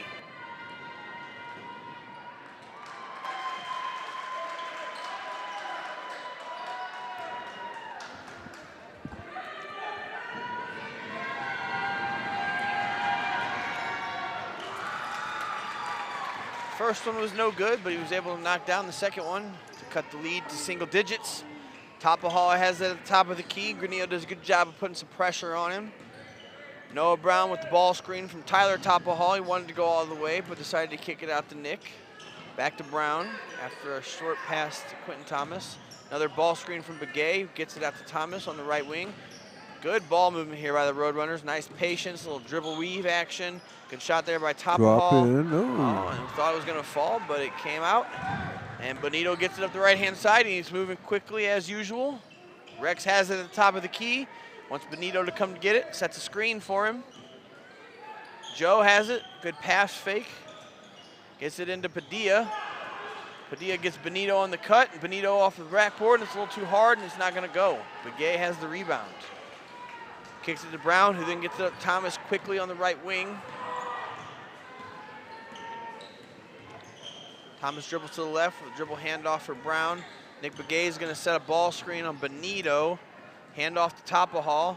Looks like the Roadrunners are content with running some clock here, They're content with running a little clock and just lull the defense just a little bit. You keep stretching them. This is why I talk about stretch them. You got to stretch them hard or fast. Just keep stretching them, and then stuff like this happens. Got to finish that layup there. That's chances 2 blocks. were no good. Good rebound by Brown. Gets it out to Quentin Thomas for the jump shot. He can't knock it down. Rebound by Rex. Rex has 7 blocks in the game tonight. Joe's got it at the top of the key. Tapajal with the ball pressure. Gets it into Padilla. Padilla gets it tipped away. Brown comes up with it. Had to pick it up due to some good defense there by Joe. Tapajal has it. Swing it over to Brown, or to Quentin in the corner, and it's in and out. Ooh, in and out. That one looked like it really went in. And It looked like it was all the way down. Yeah, at least halfway. Quentin to Brown in the corner, back to Thomas on the left wing. A little hesitation there by Thomas, and then he dribbles to the middle of the key. And 1. Great rip through there by Thomas. Floats it up and gets it to go, and he's going to have an opportunity for a 3-point play.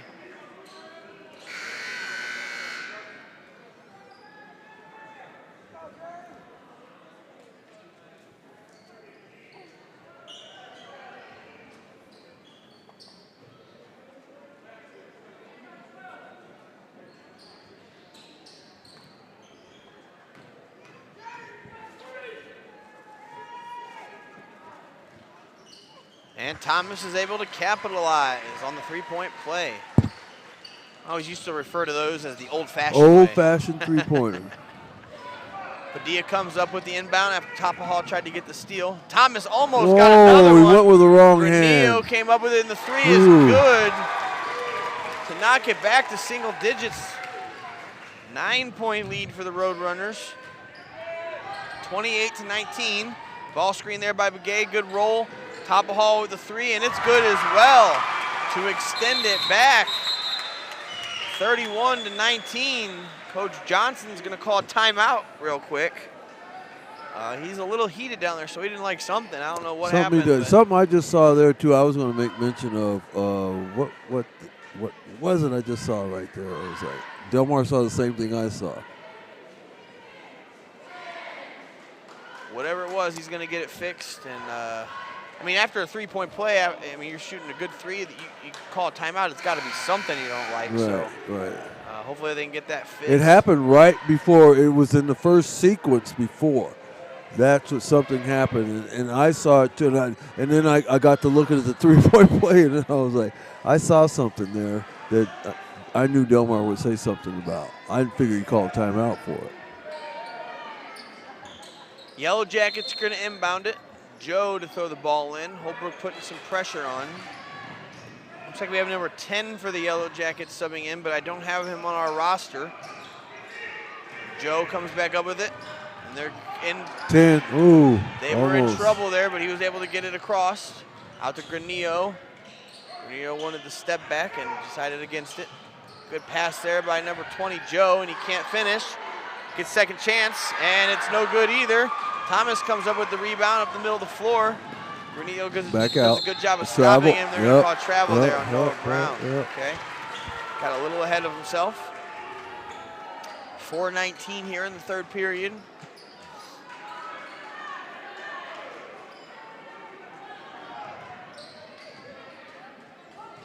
Number 10 catches the inbound pass.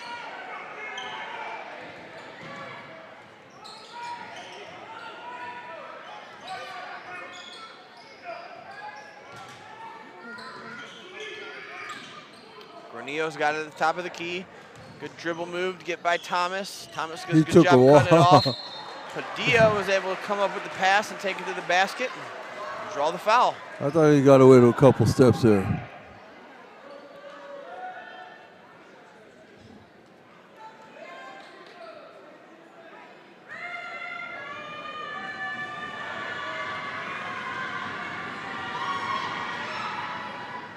First one's good for Nate Padilla, a junior listed at 6'6".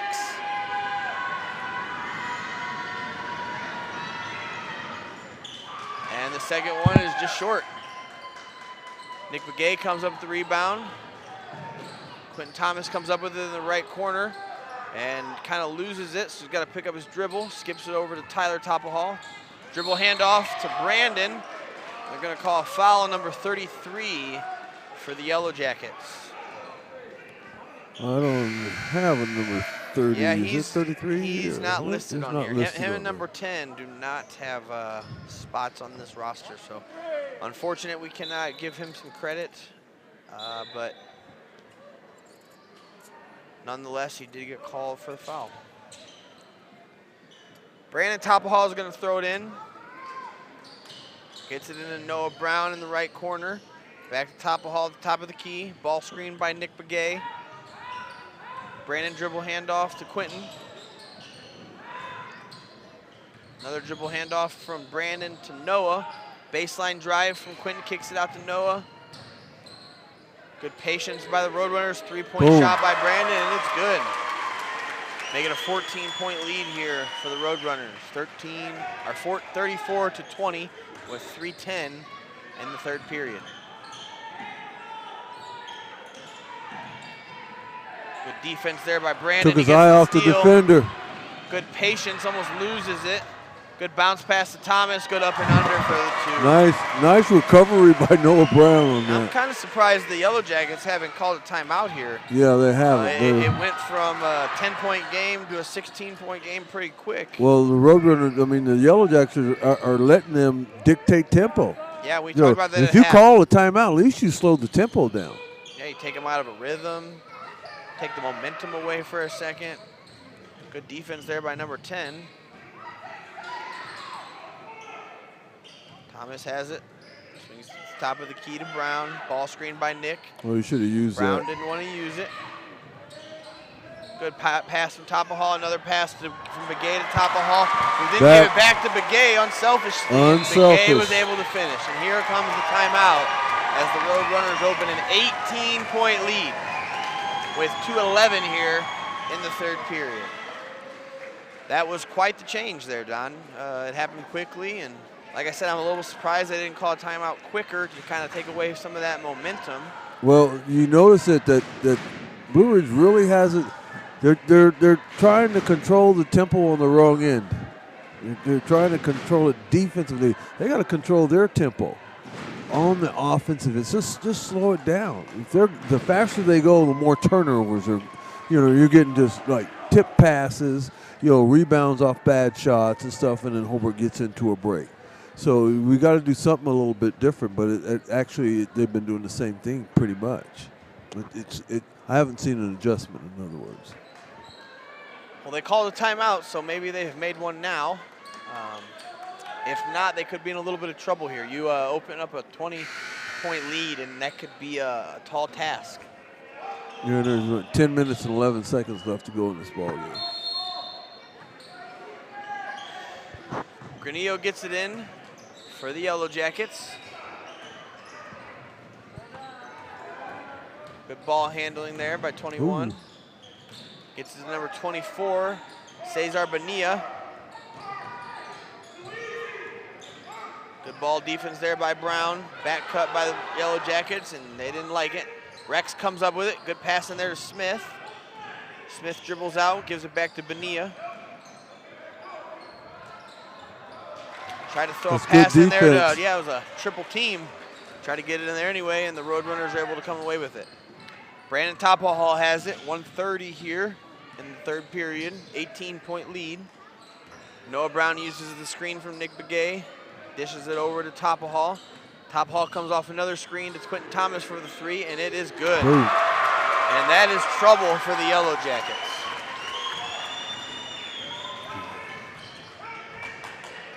Smith, good job of not getting trapped there.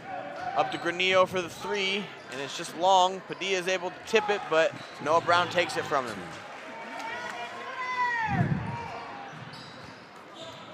Quentin Thomas swings it over to Noah Brown. Good shot fake there. Bounce pass to Tapahall, and it's good for two.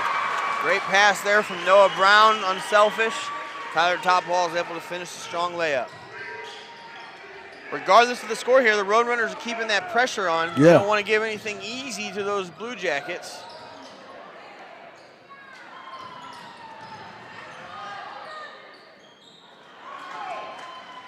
Good rebound there by Tapahall. Noah Brown's coming quickly, dishes it over to Thomas, back to Brown. Thomas has the hot hand right now. Ball screen from Begay. Thomas gets it out to, or nice gets it in bucket. To, who's that? Tapahall, and Tapahall finishes with the two. Good execution there between Thomas and Tapahall. Skip pass over to Malachi Smith, and Thomas is able to tip it. It's going to be out on the Yellow Jackets and go for the Roadrunners. Yeah, .2 on the clock, not much you can do with that.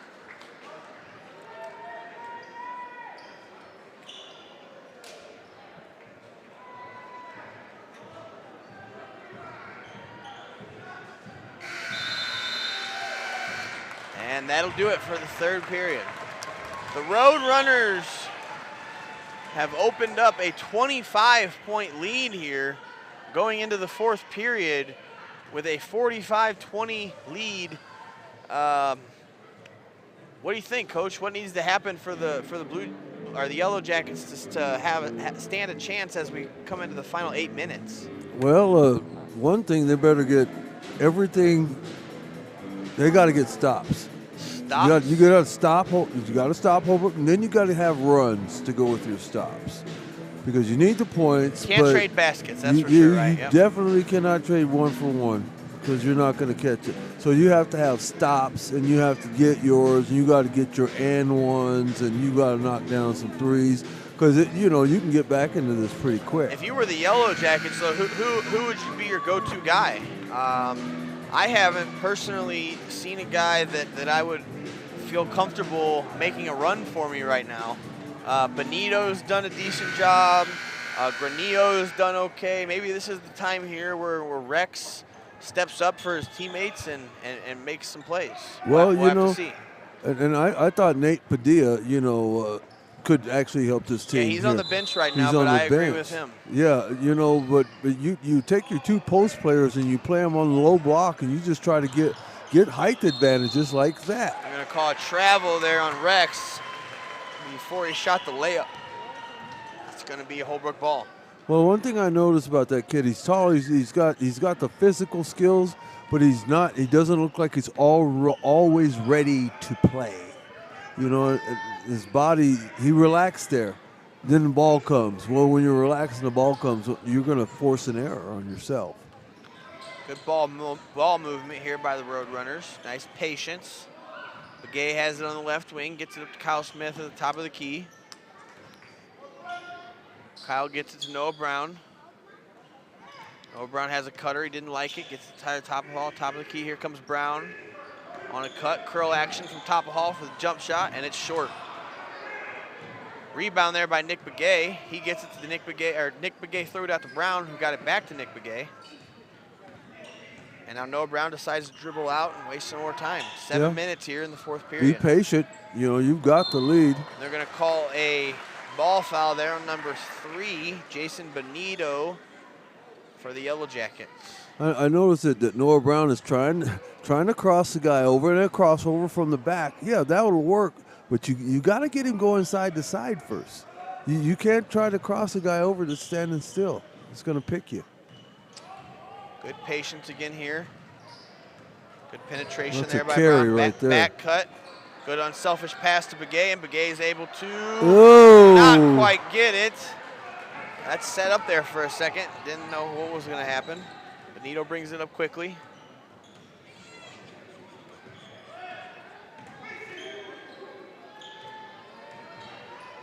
Good pass into Joe, and Joe's able to finish the 2. The Yellow Jackets need to pick up the pressure here a little bit and try to cause some chaos and some turnovers. And going to call an illegal screen? No. Yeah, he was wider than his frame. Can't set up wider than your frame. So they call that on number 34, Nick Begay. That's probably his 4th. Yeah, it is. Actually, yep.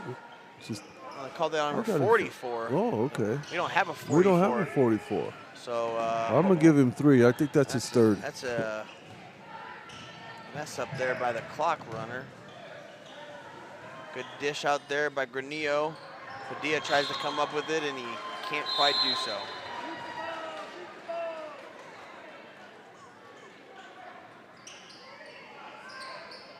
Kyle Smith to inbound it for the Roadrunners. Noah Brown's going to take his time. Up the left-hand side. Looks like they're trying to get an entry pass to Tyler Top-Hall. They do. Good post move and the finish. That's a thing of beauty when it works right, Coach. Yes, it does. A hard post player is so hard. A good post player is so hard to stop. Well, you gotta be like Baryshnikov in a small place, and he's got good footwork for a post player. Yep. Shot there was no good by the Yellow Jackets. Rebound by the Roadrunners. Noah Brown has it at the top of the key. 5:30 here in the 4th period. Looks like a little bit of the same. Tried to get in the top of hall again. He dishes it out to Begay, who hands it off to Kyle Smith at the top of the key. Noah Brown has it. Tyler Top-Hall comes to the ball screen, rolls to the basket. Wasn't there. I think he got away with travel. Yeah. Yeah. He didn't get away with it. They called it. I couldn't quite see it from up here, but they had a much better angle than I did. That stutter, that second foot. 47-22 in favor of the Roadrunners. 5:08 here. Steal by Noah Brown. We saw him make a steal Top-Hall. like that last game. I think we worked together, Coach. Gets back up to Noah Brown. He's going to dribble it out and take some more time off this clock, just under 5 minutes.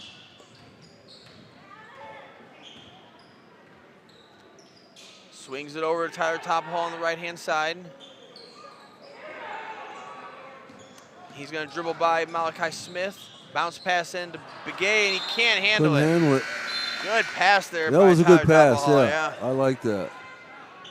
Begay either wasn't ready or mishandled it, or one or the other, or maybe both. Everything that could go wrong probably wrong, did go yeah. wrong. Benito has it. Good defense there by the Roadrunners to slow him down. Swings it to Joe.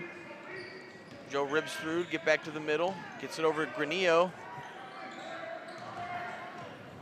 Granillo hands it to Rex. Good pass from Rex into number 3. And the layup is no good. Brandon Tophall with the rebound, gets it to Brown. Back to Tophall. 4:10 here in the fourth period, I'm sorry. Ball screened by Caden Tom. Noah elected not to use it. Skipped it over to Tyler. Tophall is going to try to dribble around Rex. Can't make the move. Hand off to Brown. Brown gets by Benito all the way to the basket, and it's good. That was one of those scoop shots you were talking about earlier where he used that basket to help block the defender. Yeah, you get the ball out in front of you. The defender can't get to it. Well, errant pass there by the Yellow Jackets. Yeah, that's come Noah. up with it, and then they give it right back to the Yellow Jackets. Yeah, that's on Noah. He's going to come, see? Noah Brown's going to have a seat. I think Tyler Tophall wanted to blow, and he walked by Coach Johnson and said something. Coach Johnson, get back out there, Tyler. Get back out there. Granillo bringing it up the floor. Pass over to Rex. Rex swings it to 33, who then gets it to Benito. Good ball handling there by Benito. Good ball pressure by Quentin Thomas. Back to Rex. Rex swings it to Smith. They're wasting too much time if they want to chip away at this lead. Good take by Benito. Basket's no good, but he's going to get the foul. So he's going to be able to shoot 2 here.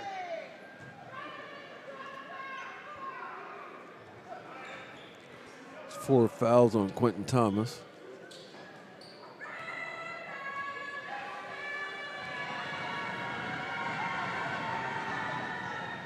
First one's in and out.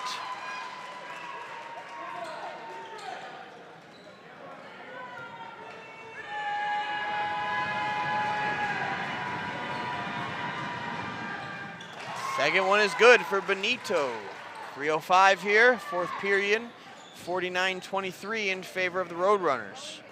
Tophall is going to dribble the ball up. Rex is going to guard the ball. I wonder if they're trying to create a mismatch or something here, an isolation type thing, thinking that Tophall might be able to beat his man off the dribble. Oh yeah, just just keep flashing people, and then all of a sudden, when he's ready, you're going to leave the key, and he's going to go one-on-one. So 2:51 here, fourth period, 49-23 still. Unfortunately, it's all but over, I think. It's really at this point just a matter of pride, integrity, and those types of things. I know when I got the head football coaching job here, that was something that we preached every game. You know, our first 10 games here were losses, strong. and regardless of what the score was, we weren't going to put our head down and pout and do all those things. It was just a matter of keeping that pride and continuing to get better for the next opportunity we had to take the field. And I think it's a little bit of the same here for the Yellow Jackets. Being 27th in the AIA rankings, I don't think their playoff hopes are very likely. But there's always next year, a lot of underclassmen on this roster, and so hopefully they'll continue to fight through this game and make it something that they can remember and build off of course. Good take there by the Roadrunners. Finish for 2. Malachi Smith brings it up the right-hand side. Good crossover move. He's going to take it all the way. No good. And they're going to call a block. Yeah. You could see Quentin Thomas kind of. They start moving. And they're like, "What? Yeah, that's his last one." But then they're like, "Well, I didn't do. You cannot start moving at all. It's going to be called on you. Any motion. I don't care if your motion is away from the defender. They're going to call it on you." But he saw what happened to Strand Bain when Strand Bain took that. Did that, right? Yeah. So that might have been in Quentin's mind, thinking, I Yeah. don't want the same outcome. Right. First one's good for Malachi Smith.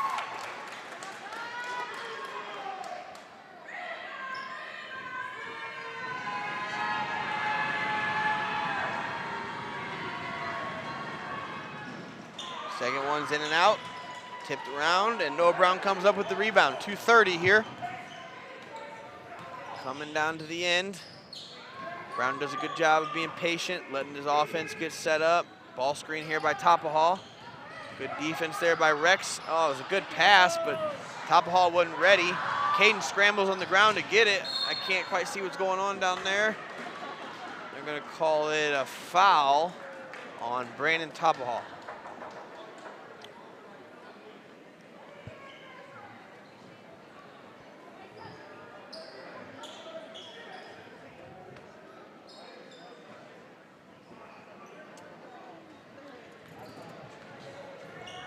Benito bringing it up the middle of the floor. Swings it over to Smith. Good move there by Granillo. Good pass to Rex. Rex couldn't come up with it at first, able to get it again, and he's good on the 2.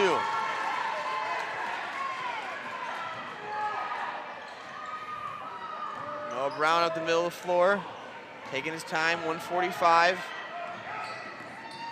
The Yellow Jackets were trying to get a trap, and in return, Rex gets called for a foul.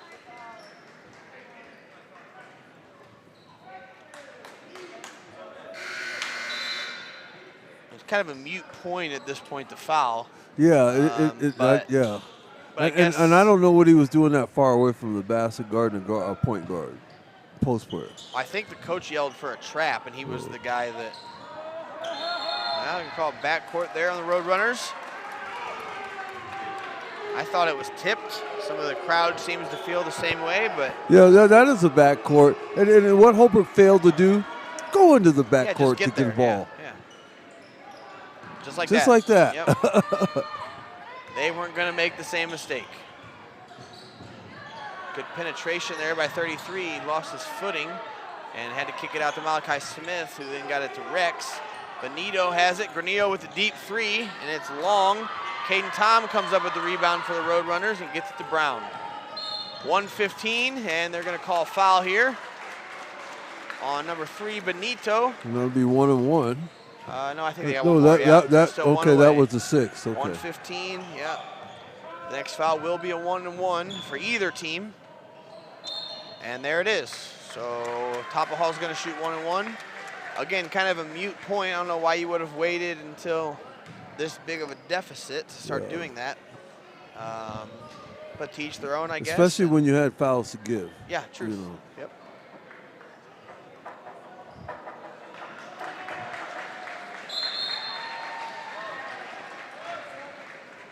Looks like number 10, Jonathan Black, is going to sub in for Kyle Smith. Going to finish with seniors. Let's see.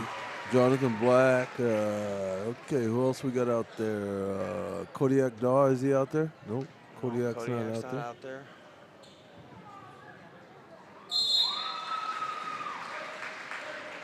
And we're going to get a timeout here by Coach Johnson with 1:12.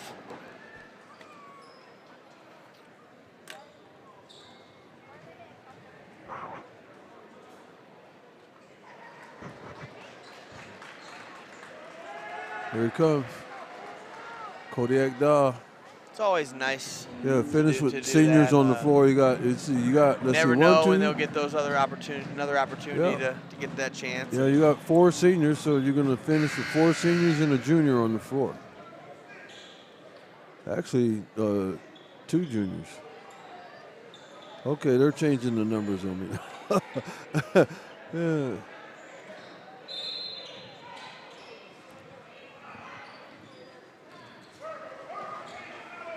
Benito up the middle of the floor, gets it to Granillo.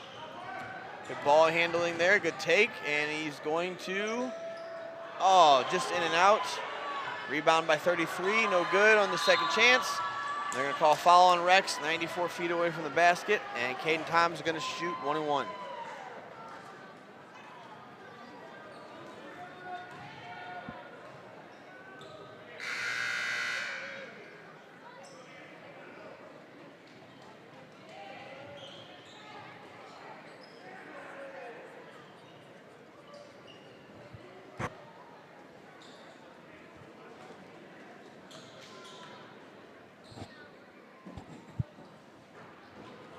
Free throw no good for Caden Tom. Rebound by Rex, and they're going to call a foul, so Rex is going to get a 1-and-1 on his own. 55 seconds, 53-26, favor of the Roadrunners.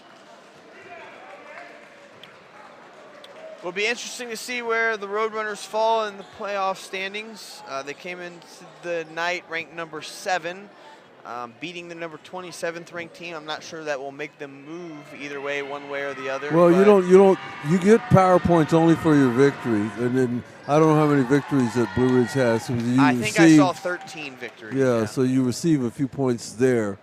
But this new format it's going back to the way we used to do it. Well, it's hard to predict who's going to go where and what is everything worth. And, I know as a football coach, it's really hard to put my schedule together because I need to know who's going to get me more power points. And if I play a team who, is going to win more of their games, that's more valuable than a team that's going to lose more of their games. There's so much thought and preparation that goes into just schedule making alone. Yeah. It's a unique process.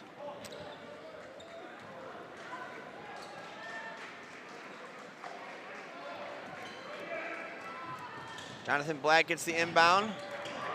Crossover there. Good move. He's going to dribble it all the way in. Floater, no good. Oh, there's an offensive foul. Hey, he was aggressive. I like that. 33 took the charge. And so Jonathan Black, nice take, but no good. 30 seconds here. Offense. And just like that, back-to-back offensive fouls. That one was taken by number 15, Izzy Ramos. I think he started. Izzy went and stood there when the ball crossed half court. It was almost like the defender just ran straight to him.